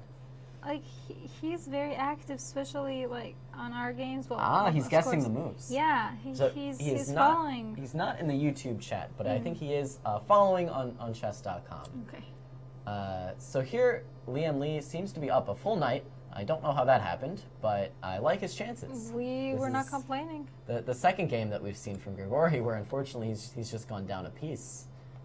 So this is the position that he still had the piece. And then Oh, Queen b4 attacks whoops. 2 pieces at the same time? Is that what happened? Yeah. Oh well, it kind of went wrong over here. Okay. Yeah, bishop e5. Taking I mean, this this, doesn't and look then- terrible, but then rook takes c5, queen d6 attacks 2 pieces. Yeah, this is. And then after rook a5, queen c3, or queen b4 is Yeah. winning the game. That's really unfortunate for Grigori He here. had the same. Didn't he get into the similar problems? Yeah, he just hung a piece to Yeah. similar well, not a similar tactic, but to a few moves long combination to Wesley So. We're not complaining. Give And- all the pieces. Yeah, Grigori dropping some points here. Rather unfortunate, but good news for these archbishops. I And just want so to yeah, quickly definitely see if there are any. definitely expect Liem Lee to be able to win this game up a full piece. Yeah, Rook B8 is now threatening to trade off even more with a move Queen takes C1, followed by Rook D1 check, and then the fewer pieces on the board, the more Black's extra piece will begin to shine. And this is looking fairly hopeless, I think, for Grigori. So definitely expecting a win here. All right. Now that we've seen all the games, which one in particular do you want to kind of focus on, jump back to? Let's take another look at Fabi Naroditsky, because I feel like Alright. Naroditsky is a very logical player, so that could be interesting. Absolutely. I like White's position. It feels more in control, wastable. Yeah, Knight H5 is threatening this F6 square. I mean, even though you're like, it's still an exchange down, like, okay, so let me put it this way. White has a knight and a pawn for the rook that he sacrificed. Right. All right, that's a good way to put it. Yeah. So Knight and a pawn for the rook. yeah, But it looks like F6 is falling, so he's going to get a second pawn, yeah. which is very, very important. but also and- like Black's position is just so. Bad. It's gonna go with like all tangled up. So terrible. So awful. All of those were so knight unbelievably F4. painful to have to play. Oh, think no knight is- F4, it's okay. Yeah, no Just knight knight F4 F4, for sure. rook H6, and at least. Is So there what any, about quick cute what about rook checks? F8 maybe? Is this causing some problems? I don't know. I will say that what I wanted to mention here is that it's important that White's pawns are so relevant. They're two strong center pawns that White has. Sometimes you'll see a player give up the exchange for a couple pawns and a piece, and the two pawns really aren't relevant. They're like on A2 and B2, and Yeah. unless they're actually a part of the game, acting as a piece, acting as Like attackers, E5 it's is coming usually up not right worth now, it. so that's why Black couldn't simply play H6 and defend the G5 pawn. That's exactly right. In fact, you might see E5 anyways, giving up a second Oh, exchange maybe just a to get check these pawns first, rolling. like rook E5 check. Well, Oh, I think E5 is winning a rook, unless I'm mistaken. the F5 E5, what does Black play? knight takes F5 check, Pawn F5, rook H6. D6 check. Seems powerful, right? Yeah, but I don't know. Is it a good risk? Is it a I mean, I calculated can risk? ask. Stockfish doesn't like E5. Thank you, Stockfish. Well, it likes it. It's +2, +2.5, going on +3. But there are better moves here for White. Simply taking on. Yeah, nope. simply- E5's the best move. Ah. I'm the best. Okay, Okay, maybe Rook F2 is slightly. Nope. E5's the best move. I'm the best. Look, E5. okay, so- Play the tactic. Go, Fabi. Go. Okay. Don't fail me now. But okay, any move here. is Yeah, better that's for what I was Fabiano. trying to say. If you have like multiple moves that are all good and winning, you should love be it. happy. And I love seeing it. I'm glad Oh, look at you those are- pawns. Oh God, it's this gorgeous. is. God, what a You know beautiful what? chess position. I'm putting that on my insane endgame class tomorrow. Yeah, this is three like oh my God, I can't even This talk is about how good good these stuff. pawns are. This is why you play chess. Does it make up for the fact that the E3 I've stuff? forgiven him. I have Okay, forgiven I'm glad him. you have. This rook on H6 literally cannot like move without It is being pretty cool, captured. honestly. A move D6 now is very, very simple. King E4 Maybe really just shows play the like domination. Bishop G4 so Yeah, you just Bishop like, go G4 so slow. none of the black pieces thank can you. move. I love it. Total domination by Fabiano Caruana here. This is I have to this say, is I'm very dead. proud of him that he's playing so beautifully after last round. Yeah, I mean, black has nothing to do. Black has to play this move, King F8, just shuffle his pieces. Now, if I'm white, I'm playing King E4. I'm getting all my pieces into the perfect positions. Then I'm playing D6, King D5, And you really see how the minor pieces are absolutely dominating Black's entire position here. Even a move f6 is also totally winning. Any path you want to take for this king, d6, e6, or f6. I wanted to start with d6. I like f6. It keeps this rook suffering. even more in a box. Now, bring the king. Now d6 maybe. King Bring f5 the as king. well. Yeah, I mean you can take g5. Yeah, resignation. Woohoo. Yeah, that's This the type was of position really nice. where I really like these. They're so nice. this. I can't. I Yeah. can't. There's. I mean, I can't. That's an incredible game from Fabiano Caruana. Love to see that one, especially after the disaster that happened in round 1, which I've already forgotten about after seeing this game. What happened in first round? I mean, all I remember is Fabi played this beautiful game where he got e5, d5, f5. The black rooks couldn't move. They were helpless against the minor pieces. What a beautiful game from Fabiano Caruana. Yeah. Okay. So that brings our score to 3.5 to 1.5. We also expect Liam Lee to win his game. So let's check out a couple of the games that are still going on. Let's just see how this is going. Yep, still up a piece. Clean piece, up 3.5 minutes. Grigori's out of time and running out of moves. Just one. Resignation. Great. So that's 2 points in this round 2. There's still a couple games left. Let's look at, I think, Wesley So's game, because Dara was down to his final seconds once again. So here Wesley has the black pieces. We liked his position a little bit earlier on, but we were saying it might just be a draw. And now in this king and pawn endgame, I think that holds true. Really no path of entry for the black king here, or the white king. Yeah, I think this is. I think this game is like can't. I completely agree with everything you said. So it's going to take a miracle, like a super blunder for some side for the result to be anything but a draw. Yeah. I mean, black's only way of gaining entry is kind of to play a move g4, but white can just respond f4. Yeah. And if black wants to invade with his king, he'll be leaving behind a protected passed pawn, which you really can't do. So this game should be a draw. Only other game going on still is Leinier Dominguez's game against Steven Zierk, and why don't we check out what's happening there? I agree. Let's see. So Leinier taking his time here, trying to find the right move. And rook c5 is his choice. So it looks like white is up a pawn. This was that French that we mentioned earlier. And yeah, after this bishop, I guess we'll have to move. Maybe white is aiming to play something like c4. But yeah, maybe you can't do it right away. So maybe he'll expand on the king's side first. Oh wow, so the rook simply comes to c2. And this is the endgame that the players have chosen to go for. I'm not so sure about this one. Maybe really f5 here. Looks dangerous, right? yeah, what about simply just move Leinier? Move. Okay, so he goes for king f3. And now both players have 4 pawns. But yeah, this f5 move I think is really powerful. You're getting a pawn to e6 by force. And it looks quite difficult to really deal with this if you're playing with black here. Black king is kind of like really cut off in the other side of the board. Exactly. So you have a couple options with black. You can take f5, but then white will play e6. Or you can take e5, but then white will play f takes e6. Yeah. Either way, this pawn is getting to the e6 square.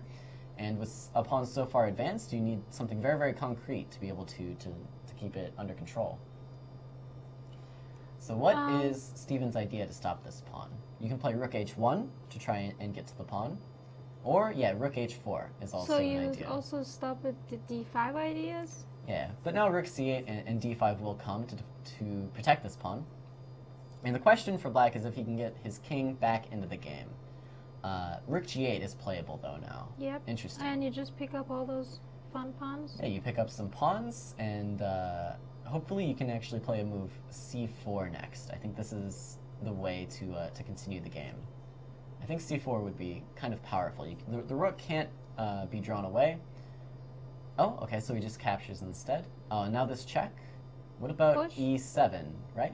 Yeah. d6 and rook d8, and the game's over. This is a Seems winning. like it. Yeah, this is just winning.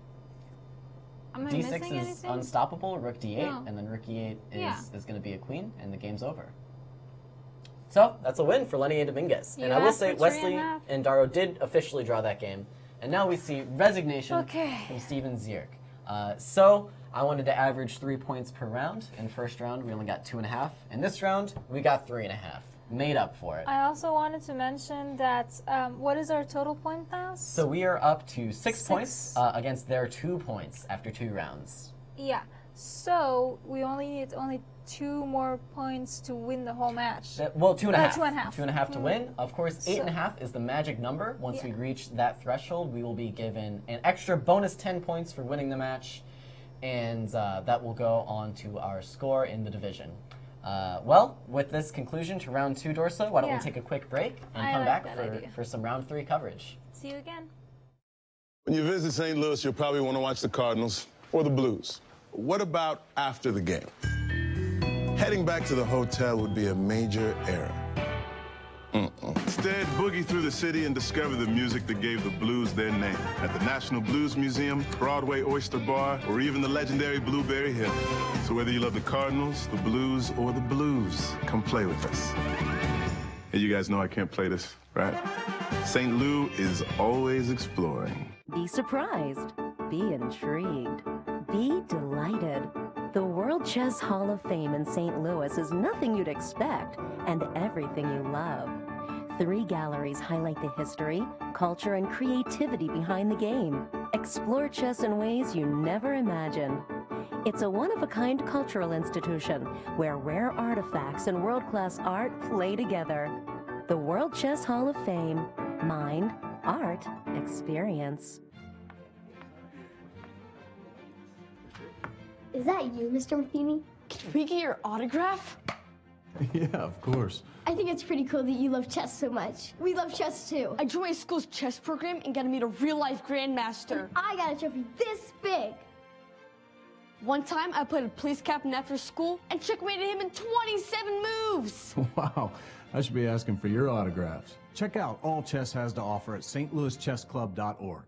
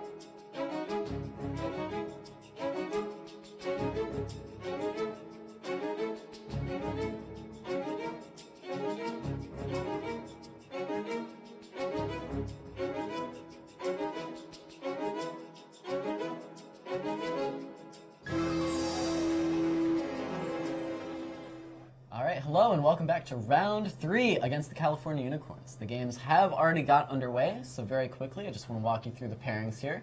Grigori Operin is up against our board 1, Fabiano Caruana. Daro Sweets takes on Leinier Dominguez. Wesley So is up against Steven Zierk, and Liem Lee against Daniel Naroditsky. And with that in mind, why don't we check out the games, Dorsa? Yeah, I agree. Oh, I stole your mouse. It's okay. It has... let's see. So, yeah, what are we looking at here on board 1 with Fabi? Poor Operin blundered 2 pieces so far. Yes, but in this case, what on this planet is happening? I want to say some wild preparations. All right, let's see. Normal stuff. I've seen these before. Nothing too weird. Okay. Getting there. I don't understand. Queen trap? Yeah, I guess this is the idea that the white queen will have nowhere to go, but I'm not so sure this is a favorable thing for Fabi.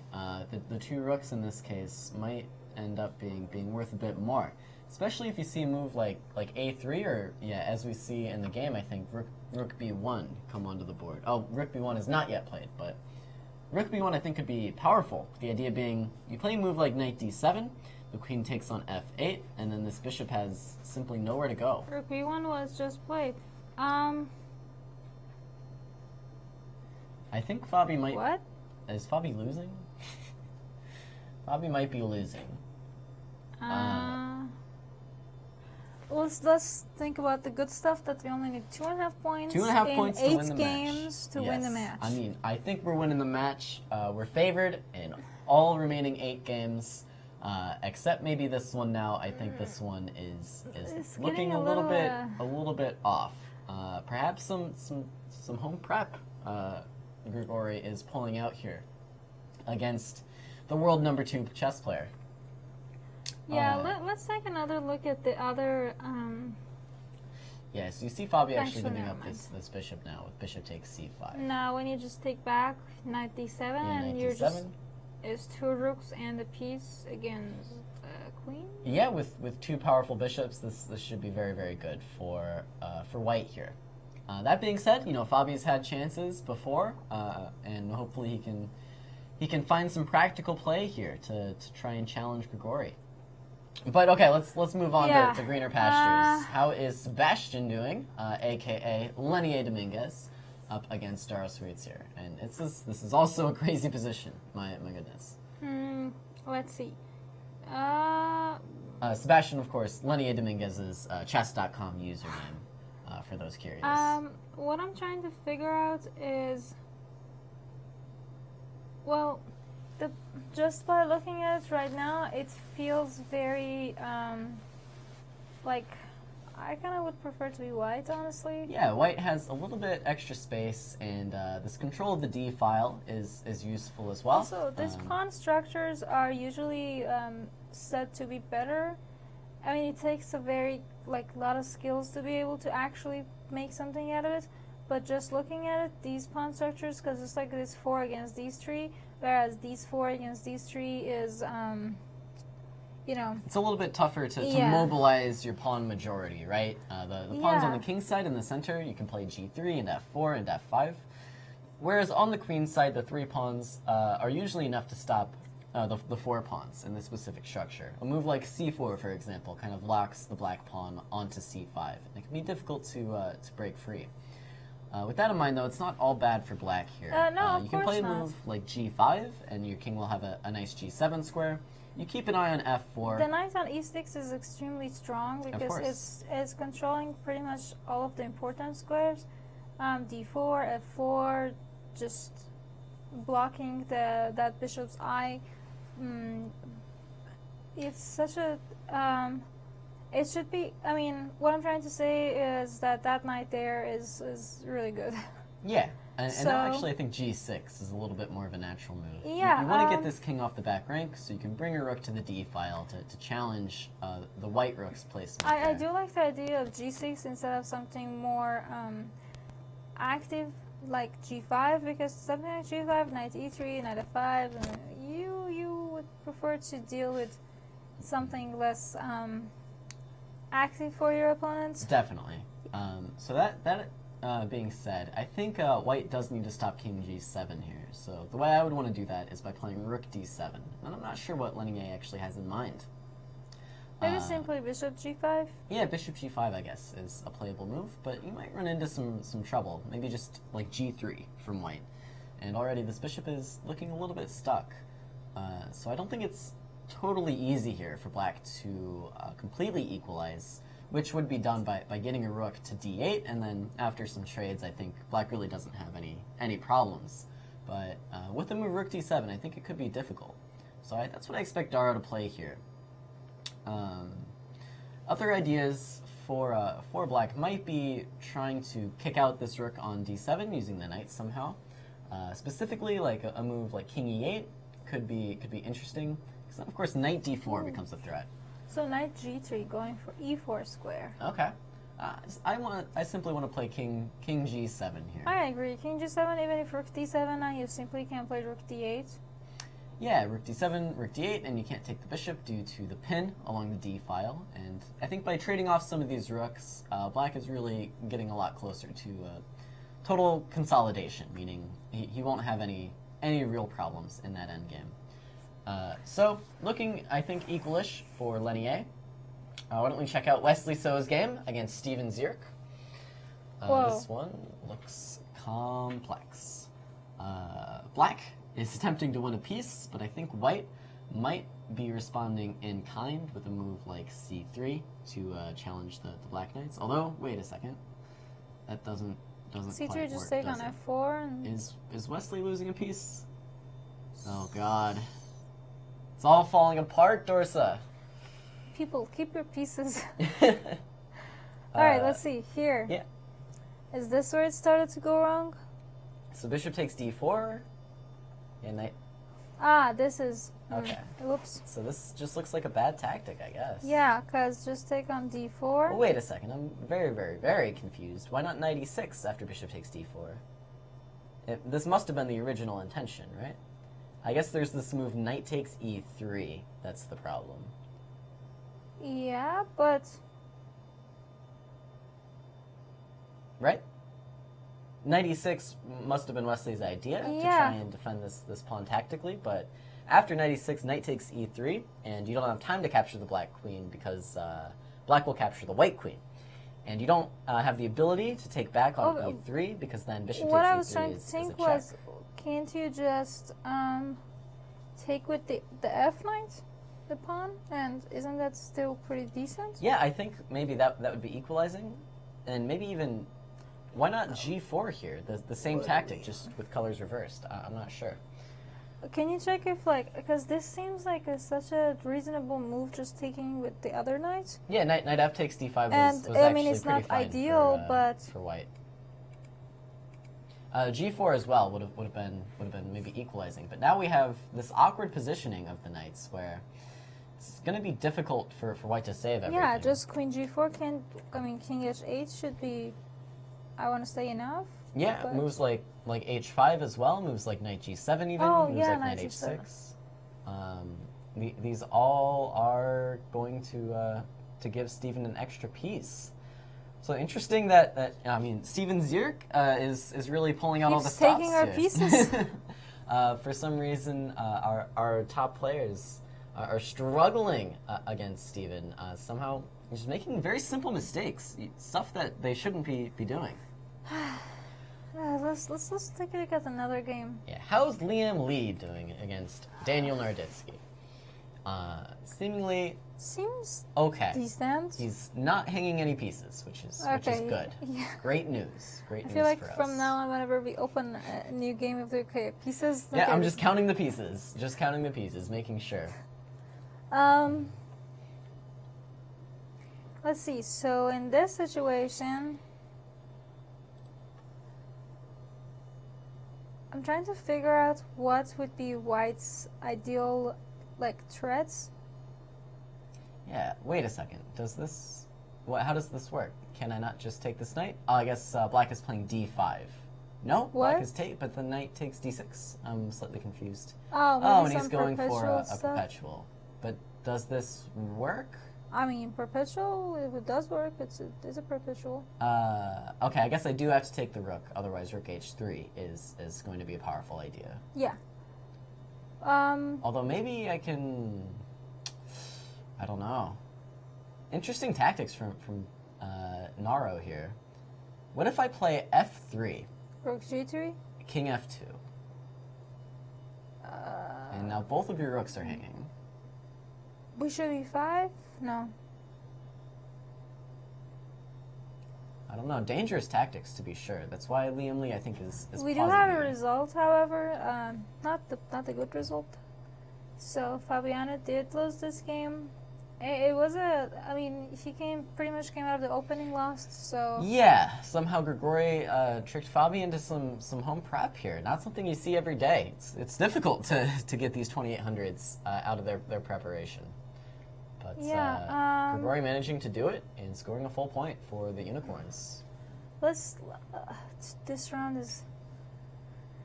Well, this isn't let's keep an eye my on... favorite thing. Yeah, I like this game. this Let's keep looking game, at yeah. this game. This one looks fun. What is anybody saying any interesting ideas? Not so much, but there's some people in the chess.com chat thinking maybe Daniel is looking for a draw, which I definitely agree with. Rook takes g3 was a drawing idea, hoping for a simple perpetual. Now after rook d3, Liam Lee is renewing the threat to the rook on e8, so black will have to defend this rook. So rook e2 is how he decides to do this. And now white simply plays rook e1, and white is looking to be quite a bit more active here. I like this position. Yeah, I think white has some very good chances. Notably, after rook takes e1 and queen takes e1, there's going to be some threats on the back rank that black Also will an have to deal with. f7 pawn. Of course. Because this rook here is kind of misplaced, and there's no way you can actually bring it back to where it should be. Yeah, in fact, after a move like king g2, I think f3 is threatening to win the rook. So Yeah, there are a lot of interesting ideas. So I like this rook. This has been a nice development. a number of threats that the black has to deal with, for sure. And I'm not actually sure what black is thinking about. To my eyes, you kind of have to take this rook. I guess bishop h6, but I don't really believe in this tactic. I'll just move the queen out of the way, right? Yeah. So yeah, I'm not sure what Danya is considering here, but Maybe- rook e1 seems like a powerful move. Does this work, maybe? Queen b2, queen takes b2, I guess, and then rook e8. Okay, I can. But if queen is exchanged and then king h7, Yeah, I mean, simply knight takes f7. yeah, it seems pretty nice. Oh, So this is what's being played now. I mentioned rook e8. I was thinking check. also... Oh, the bishop comes to f8, but Yeah. no, this is rook f3 is killer. The other thing I was thinking about was if you could do like just somehow try to prepare for f3, Right. maybe like with knight e4. But I mean, I guess they're. I like. Yeah, maybe. What? I think. Okay, so knight takes f5 is his Whoa. idea, and now this bishop on f8 is still pinned, Yeah. and so white will regain the piece here, and in fact, possibly more. I think rook f takes. Oh, or rook e takes. Sometimes I'm wrong. And now what's going on in this endgame? White does seem to be up a pawn for the moment, but That a4 isn't pawn is enough. kind of a little dangerous, to be honest. Yeah, but I think I can play rook 8 to f7 check, and then after king g8, I'll play rook a7, and I'm creating some checkmating threats around your king, right? Right. And that's, I think, exactly Rook what's a7? about to happen. Rook a7 makes a lot of sense. Then I can play things like rook e5 to threaten checkmate, things like rook takes h5. Maybe if you just the play king f8. g2, so there's no checks.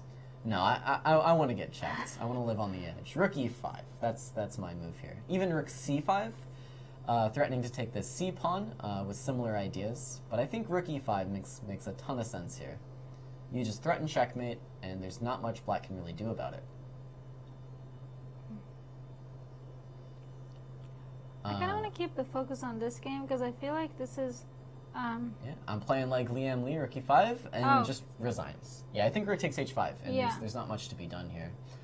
White can always play this rook on the 5th rank back to the a file if the a pawn gets a little bit too out of control, and nothing to be done for the black side here. Yeah, I'm glad about this result. It was a pretty nice one.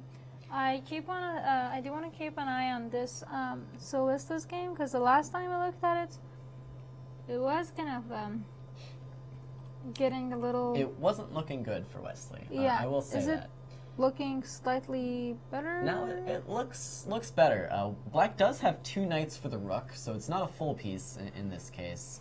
And while the 2 knights are definitely worth more than the rook, they can sometimes be a little bit more difficult to coordinate than any other pair of minor pieces, right? You would much rather have a bishop and a knight, or especially 2 bishops. The 2 knights together sometimes step on each other's toes, and I think that's going on just a little bit here in this position. You see the knights defending each other, but they're also difficult to move from this kind of interlocked position. Oh, now g4 might be coming up. Yeah, g4 is a definite threat. The king is on the perfect square to avoid any checks from these black knights. Rook e5 also seems like a pretty reasonable threat, pinning the knight on f5 to the rook. And so we do see knight c6, but now I think b5. b5? Yeah, b5 is white winning. All of a sudden, these knights are just a little awkward. If you move this knight anywhere, then rook e5 picks up the knight. Maybe knight has to go to e7, but then g4. Knight e7, g4. I think Wesley is picking back up his material. I'm not sure it's enough to win because there's so few pawns left on the board, but It should be. things He are also looking good for has him. good enough, decent enough time. Yeah, he is slightly up on the clock against Steven here, and I think Steven let this one slip. He had a definite advantage against Wesley So. Yeah, b5 and now g4 should be very, very nice for Wesley. Why don't we check back in on Leinier's game against Dara? We haven't seen this one just yet. So Leinier here in a minor piece endgame, which looks okay for him. Maybe looking for a draw in this one as black here. You just have slightly less space, makes it a little bit uncomfortable. So I think all black can really do is pass here. You want to let white take the time to move either the knight or the king out of the way, and then you can expand with b5. But until that point, I'm not sure you want to do too much, right? I feel like something like if you touch the c3 knight, then b5 is coming up. So you can't really bring your knights to help this pawn march on the king side. So you kind of are a little bit just stuck because you can't really move the knight, you can't really move the king, but the same applies for black. Black can't really move any of the pawns, move the king, so... Yeah, I will say for black though, so let's say Leinier passes with bishop d8. If white tries to play g4, maybe I can take g4, and after it takes g4, bishop h4 is starting to find some activity. The bishop being a long-range piece can kind of keep an eye on these pawns from either side. And then maybe after a threat to the knight, the black pawns can start to get rolling. Although, I will say I don't think there's any chance of this game not being a draw. I think this game is just going to be drawn in the end. I would just start thinking about the move f... Whoops, never mind. Yeah, so we actually see exactly this happen, and now I was expecting bishop h4 here. Yeah, but if bishop h4, can't you just play like f5? Yeah, f5, and then I think things are just going to be a little bit liquidated. I'm not so sure. Maybe after f5 I can play takes, and if you take, I'll play bishop to e1. I just want to hit this knight and make it move somewhere awkward. Okay, so bishop e7 instead, but still I would expect f5, right? Yeah. So f5, we see takes. Now bishop. Yeah, maybe now bishop h4. Although you do have to be careful here. Instead of playing e6, white might try to play f6, with the idea e6. being e6 at a later date now comes with more force because the f-pawn is even further advanced, and f7 and f8 might become a nasty threat. I do think, though, Leinier still has this game well in hand. Yeah, we do have another result. Yeah. Wesley So, did win this game. So, as expected, Wesley picked up one of those knights. So we already have 8 points. This was simply up the exchange. So we have 8, so we have tied the match officially. And with a draw in this last game, which is what we expect, we would be going home with the victory, regardless of what happens in the 4th round. Yeah, that's actually Oh my goodness. And that is a piece, but then c4 check will And trade off the yes. last pawn, and we will have an official draw. Daro, though, a true fighter, keeps the final pawn on the board. I mean, But this one is this is a bit silly at this point. There's a no little. way Leinier is losing this game. Of course, you can always go for some silly knight forks, but no. okay, he pawns finally exchanged. accepts. All right, The pawns are exchanged, and the game is drawn and we due won. to insufficient material. Nice. So St. Louis Archbishops definitely going to have a victory in this match, with our score after 3 rounds being 8.5 to 3.5. We still have one more round to go, though, and we definitely want to keep scoring some more points to get even further ahead in the league standings. Yeah, especially with the next game being with our hardest opponents. Yes, so of course in the final round of these Pro Chess League matches, Board 1 plays Board 1, Board 2 plays Board 2, and so on. So it is, in a sense, the most fair matchups, but in a sense also the most favorable for us, because our best players have a really good chance of beating their best players, and our Board 4s are very, very favored against any other Board 4 in the league. So next round, we're hoping to score some more points. I will say they kind of let me down, only scoring 2.5 points in round 3. So if we can get 3.5 in round 4, I'll be happy. My average of 3 will be met, and goal accomplished. You really do want your 3 points each round. Yeah, I want that 12-point finish to really prove that we deserve first place. I asked for 12 to 14, right? 12 to 14. All right. Yeah, you were a little more ambitious than me. I'm just asking for 12. 3 points a round. I was going with 16. I give our guys a little bit of room for a breather, so. Yeah, just give them that little bit of space for the occasional slip-ups that are always bound to happen. But why don't we take a look at the results for round 3. Fabi Caruana did defeat wait a second, is that true? Grigori Operin actually defeated Fabi Caruana in this last round, scoring a full We would point love for the that to be California true, Unicorns. but I think we're amending the graphic.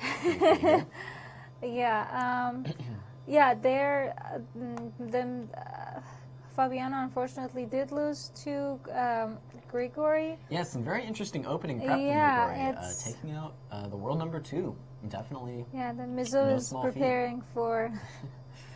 Once again, a huge shout out to Christian Chirilla, starting up the Mizzou chess team earlier this year. SLU sister team. Yeah, SLU sister team. While it is in its infancy as a chess program, they already have incredibly strong players such as Grigori Operin, who has been playing in some fairly elite tournaments. I believe he was in Isle of Man this year, as well as the World Cup. He's been in a lot of places. Yeah, he's been playing a lot of chess while he continues his education. According to what I understood, because Mizu did send a team to China too for the World Prestigious tournaments. SLU sent a team, Mizu sent a team, and from what I remember, Grigori was telling that he has already an undergrad degree from another university back in, if I'm not mistaken, a Russian university. Makes sense. And so it was pretty interesting that somebody gets a degree in a different university and they come here and they're just pursuing another degree, playing their chess. Of course, taking advantage nice. of the incredible collegiate programs here in the United States that are being started up in these past few years. It's a very nice way to develop your chess career. Yeah. That being said, let's take a look at the actual results. Grigori Operin takes out Fabi Caruana. Tough day for Fabi, 2 losses. Definitely not what we expected to see. But no worries, because the rest of the team is picking up the slack. Leinier Dominguez draws their board 1, Daro Swirtz. Wesley So defeats Steven Zierk after a little bit of a shaky game. And Liem Lee takes out Daniel Naroditsky in just a nice technical conversion, I think. This double rook endgame, and then he did everything right, and Daniel had to resign. Yeah. So, once again, that brings the total scores to 3.5 to 8.5. 8.5 is the magic number, so we have officially won the match with 4 games left to go. So now we're looking for the gravy on top, just trying to get some extra points for the league standings. And why don't we see those standings for this final round? of course, pairings for the final round, not standings. We have Daniel Naroditsky against Wesley So, Steven Zierk against Liam Lee, Fabi Caruana against Daro Swiertz, and Leinier Dominguez against Grigor Operin. So of course, that's the even matchups all the way down the line, board 1 against board 1, board 2 against board 2, and so on and so forth. And so this is the true test of the teams, and historically, in these past 3 weeks, round 4 is really where our team has shown. Yeah, last week we won like 3.5 to half. Yeah, I think or last something week like that. we got 3.5 to a half, and the week before I think we actually won 4-0 against the UK Lions in that final round. So in these more even matchups, this is where the Archbishops have really pulled through in this final round. Yeah, I completely agree. Especially with, I'm already starting to think about the next week game. Yeah, against the Chess Bros, that'll be one to look out for. Yeah, when will we know their lineup? Probably about over the weekend. Yeah, I'm not say? sure when that'll be officially announced. I think in the coming days we will have those official pairings. Once again, here is the upcoming schedule for next week. The Canada Chess Bros are our opponents in the Western Division, starting at 10 a.m. Pacific time. That is 12 p.m. local St. Louis time here. Be sure to mark your calendars, clear your schedules, because that will be the matchup of the league. Honestly, I think these are the two strongest teams in the entire Pro Chess League, not just our division. So this will be one to look out for, especially heading into the playoffs later this year. So we'll take on the Canada Chess Bros. If you're interested, you can check out all these other teams, but I don't know why you would, because the Archbishops are the only ones that matter. We're going to win the entire league, so you'll definitely want to see every step along the way here. That would be ideal. All right. We would love to be here for every single commentary, do all of those, be here for the summer series. I love it. Bring Mike in with his every single medal and the trophies, and that would be so cool. I don't want to say too much, but if you're a Mike Cummer fan out there, you'll definitely want to tune in next week, and I think we'll be doing maybe a recap of everything that's happened so far this season. That would be really cool. Of course, we've had 3 opponents so far. Well, now 4 opponents that have been lined up, and we've managed to defeat absolutely all of them. So we'll see if we can keep that going, go 7-0 in the regular season here, and launch us into a successful playoff. Oh, we do have games starting. The final round is officially underway. So Fabi, of course, playing Daro. The California Unicorns, board 1, forgot their name for a second. With a name like the Unicorns, I don't know how I could. But here we have a Roy Lopez once again. So White, of course, cannot capture on e5 the previous turn, because queen d4 would be a fork. So you have to be careful of some of these tactics. Yeah, well, I was right. We had way too many Berlins. This is the 4th one? 5th one? It's enough. Yeah. It's enough to be tired of them. But I mean, what are you going to do? It's one of the best defenses for Black. True. It's a tough nut to crack, and we'll see Fabi make the effort here. Queen e2 is an interesting move, and after knight d7, what's the idea here for both sides? Yeah, g4 I think was always going to come for White, and now maybe White will continue to expand on the king's side, since he has not yet committed his king to castling on that side of the board. So queen e2 does defend this f2 pawn, which is why Black had to play knight d7 to defend e5, because the queen d4 tactic is no longer available. Bishop on g6 just feels kind of misplaced. I tend to agree, and there's some annoying pressure on the e5 pawn here. But now probably Black looks to queenside castle and play a move like f6, reroute this bishop to the f7 square, and have natural squares for his pieces. I don't mind Black's position at all here. I think Black is doing quite all right. We do see queenside castles. Like I said, I expect f6 and something like bishop f7 to come, and Black will have a solid position, as is standard for this Berlin. Yeah, this is. I feel like this game is going pretty logical. I still like White more, just because, well, simply in my eyes the game is still pretty closed, and 2 bishops not as ideal in closed close center positions, and also the knights can jump into so many squares. F5 is, well, thank you The for. knight comes to F5. Yeah, the F5 is one of those, and then white could start the pawn march on king side. I like this. Yeah, it looks, white definitely has some ideas here. I do want to mention, we actually already have a result. That's what I was kind of. Daniel Naroditsky has drawn his game by wondering about. repetition against Wesley So out of the opening. I think Danya, realizing that the match is already over, might as well just get out of here he's and like, go home. actually, yeah, in the And chat, he's. Yeah, Wesley mentioned that it's past midnight where he's at, which is apparently the Netherlands. Who knew? Wesley So the Globetrotter. But Wesley, wanting to get to bed, ended this game rather quickly, and that's all she wrote for this match. So up to 9 to 4 in the total match score. Yeah, I'm very glad. I mean, we've already won the match, but the more points we get. Of course. But now I'm kind of. Then again, not a bad idea to just secure a half point. Yeah. You know, every half point counts, I guess. So if you wanted to play for a win, that would have been great. But he had the black pieces, and scoring a half point, not a bad result. I was kind of more worried about now that other three guys have to win, so that our ideal 12 happens. If you really want your 3.5. You know, I've got a lot of faith. I've got a lot of faith in these guys. Although I will say, looking at Leinier Dominguez's game, perhaps this one is heading to a draw as well. That is a lot of. Wait. So you can play King E1, I guess, to try to keep the game going. White is up the exchange, but the king looks rather weak here. Uncastled? Are you? Well, he castled and then he uncastled, I guess is the point. But how do you protect this king? Well, Seems you very kind of. difficult. I think it's not about the king as much as it's about the rook on A1. You really have to get that guy out. Yeah. So I think it's more, the question should be more like, how are you going to get your pieces out? So maybe you move like rook E3, but then simply queen takes H2, and it's not so easy to get developed. Yeah, I guess you could just play king D2, but then rook D8 wins your queen, so you can't really do that one. You cannot play king D2. Seems very difficult to get developed. I was kind of, ideally, okay.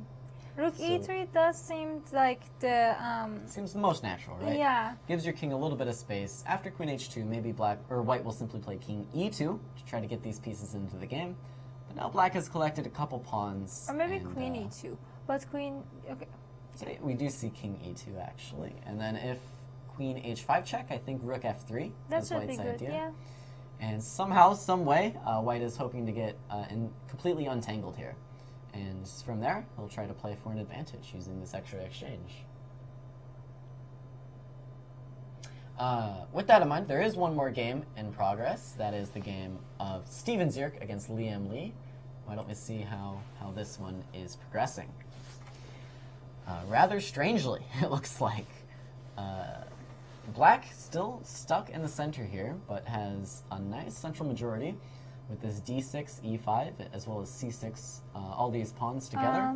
Okay, so good news is castle is still legal. Castling is legal. Yeah. Excellent. Good to know. But so maybe can achieve it.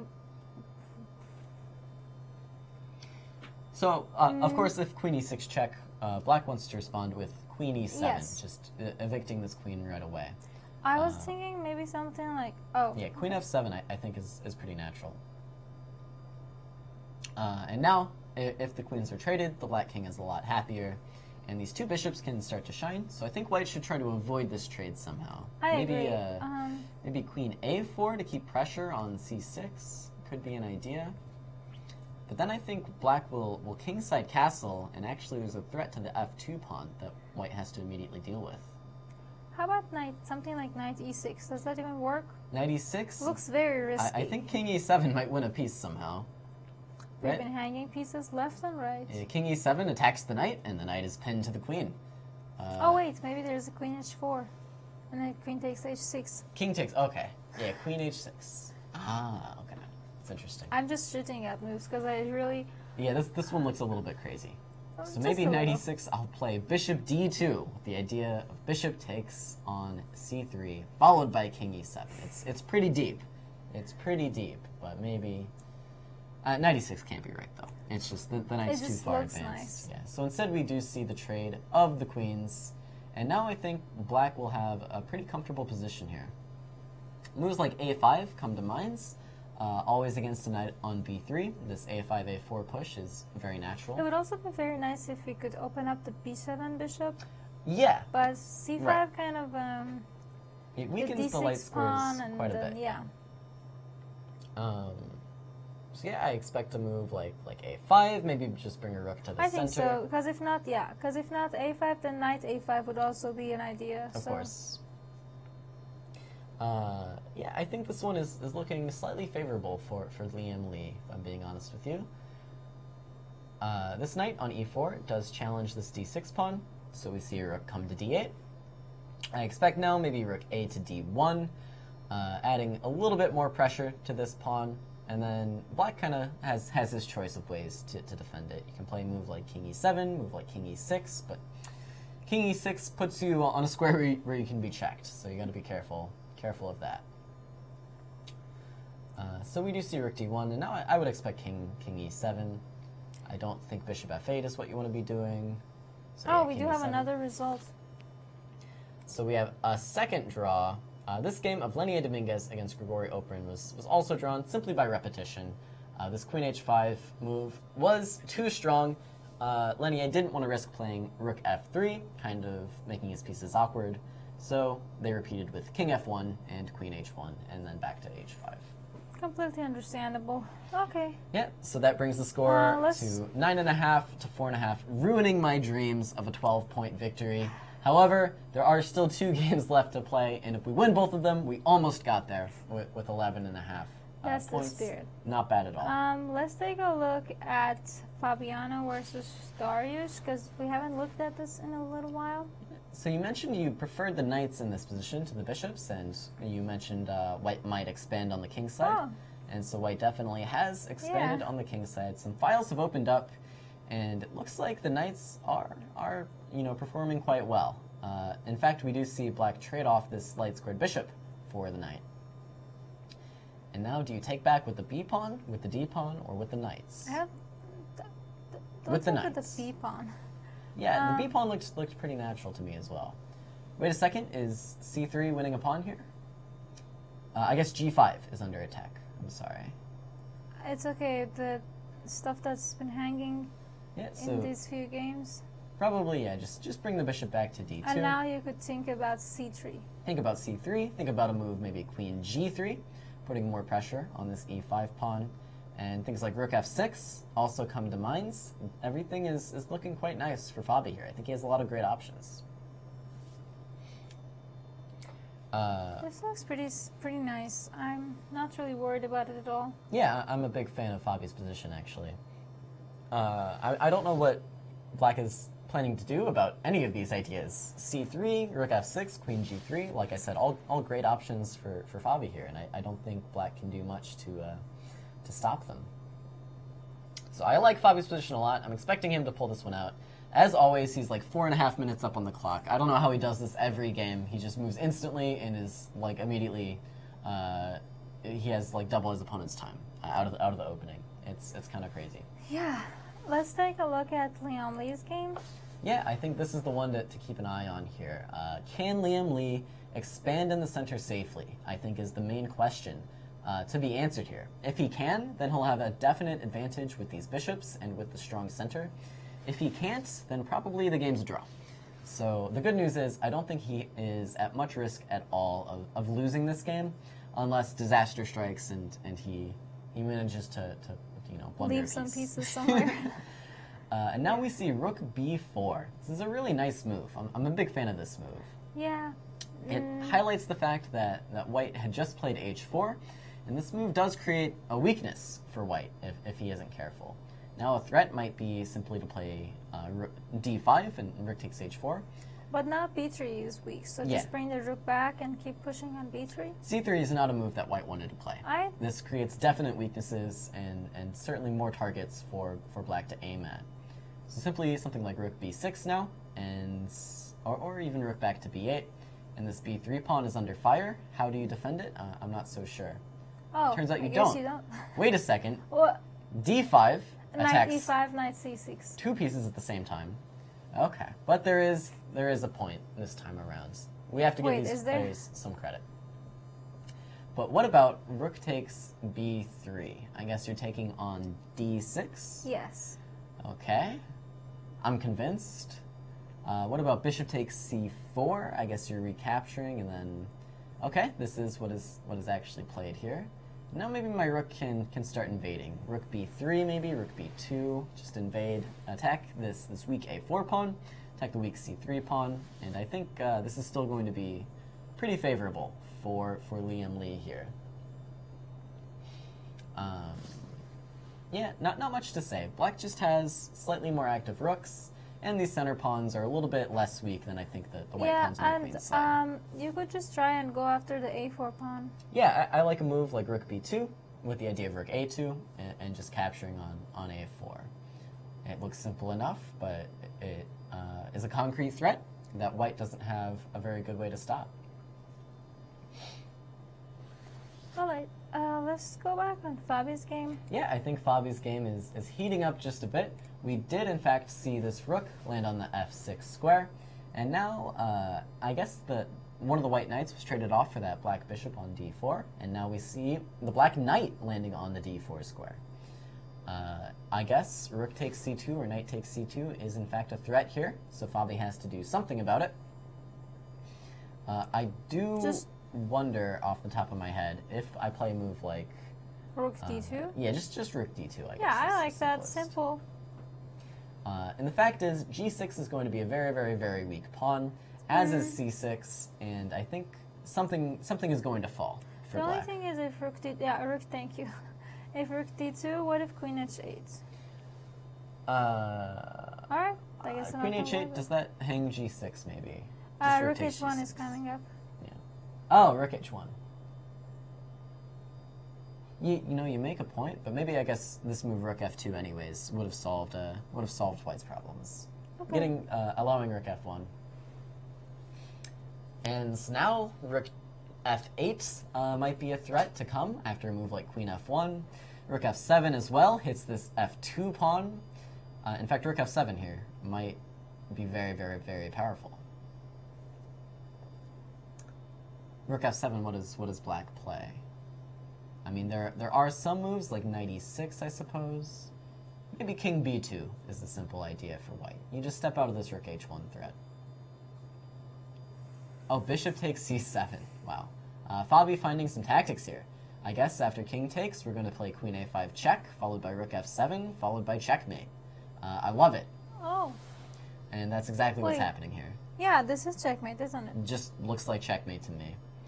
I was thinking maybe rook f7 check first, and then try to bring the queen. Not just But queen this- a5, yeah. and the king has no good squares. If you go to d7 first, I think I'll take on a7, and then... Just rook f7 should be good too. Well, queen a7, if king e8, queen f7 is mate. Okay. And if king c8, then rook f7, I think is good Alright. enough.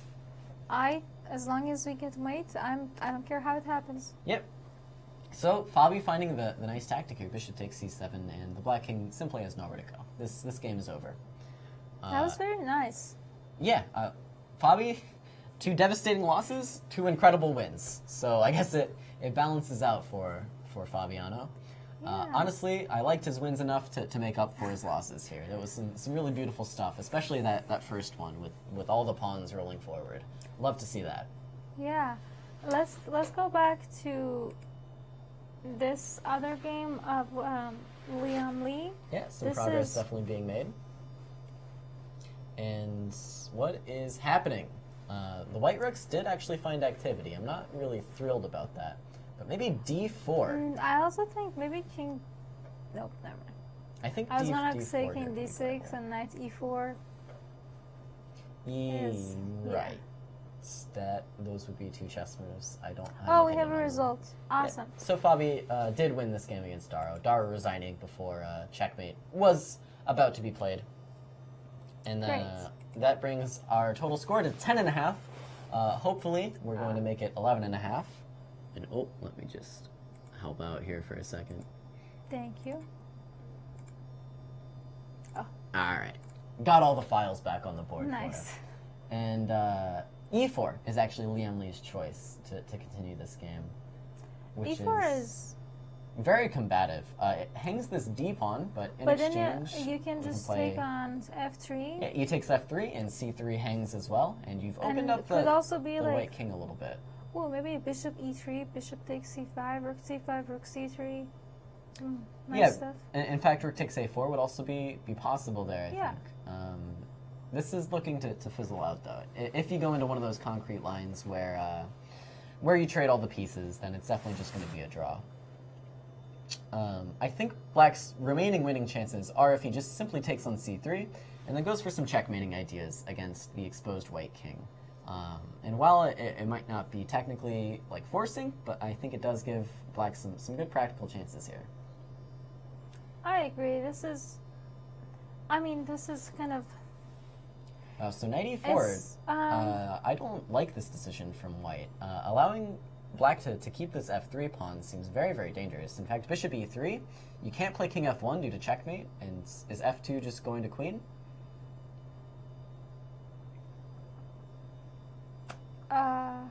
So you have to play like king h2? Yeah, because if king f1 is rook a1, bye-bye. Yeah, so king h2, f2, you have to play rook b1. Oh, wait, what about bishop f4? Oh, bishop f4 just picks up the rook. Yeah. Of course. This is simply winning. I mean, f2 should also You can even be... start with f2 if you like, but yeah, I think I like this better. Yeah, king h3, I'll take a free rook. I'm not opposed. You could also... okay. I was gonna say you could even like take fg2 first. Yeah, now f takes g2 I think is very, very natural, and then rook takes a4, and this game is well in hand for Liam Lee, looking like a victor here. Yeah. I don't know why White didn't just capture on f3. I think that would have been much better. It seemed very reasonable. I'm not sure why. Yeah, maybe he saw some ghosts though. After rook takes c3, there are a lot of rooks getting near that white king, but it certainly would have been better than what happened here in the game. Now, yeah, rook e7 is forcing a trade of rooks, I suppose. You can play king f6 here. I think king f6 is the good move. Either of them should be good enough. Yeah, king f6 followed by h6 removes this knight from its outpost here. King f8 also does the job. Doing it safe is good. Knight e6 check. Maybe king g8 now to step out of any knight checks. Of course, this square, 2 diagonal steps away from the knight, is the most difficult square to be checked from. Just some chess trivia for you there. Try to bring in your rook down to attack. Takes the knight like 3 moves to check a king from 2 squares away like that. So, good stuff from Liam Lee. He picks up the c3 pawn, and now he'll pick up the g6 pawn as well. And with the 2 full pawns, even if one falls, up the exchange against the knight. This is going to be a win. Oh, if king g5, rook c6, king g6, king f6, take out. Yeah, so the line you were saying was about to be played, but instead, yeah, simply resignation. Of course, you're saying if king f6, then we can take this knight and go into the king and pawn endgame. Yeah. So that actually concludes the match. We finished on 11.5 to 4.5. Not quite the 12-point goal I set for the team. Not quite the 12 to 14 range you set for the team. Almost. But certainly a very good score for the St. Louis Archbishops. Yeah, I'm very happy with this, especially because this was we had a very interesting start. Yeah. It was a little bit of a rocky start, although we did end up with a favorable score in every round. With getting a couple 2.5s here at the ends, and then getting a couple 3 points as well. Yeah. 1 3.5. So favorable in every round. Ending on 11.5 to 4.5, we get that 10-point bonus, pushing us to 21.5 in the league standings. And now, once again, this is the important game. Next week, we face the Canada Chess Bras. They were the league leaders going into today's round. I'm not sure how today's scores have affected things, but likely they're still in the lead.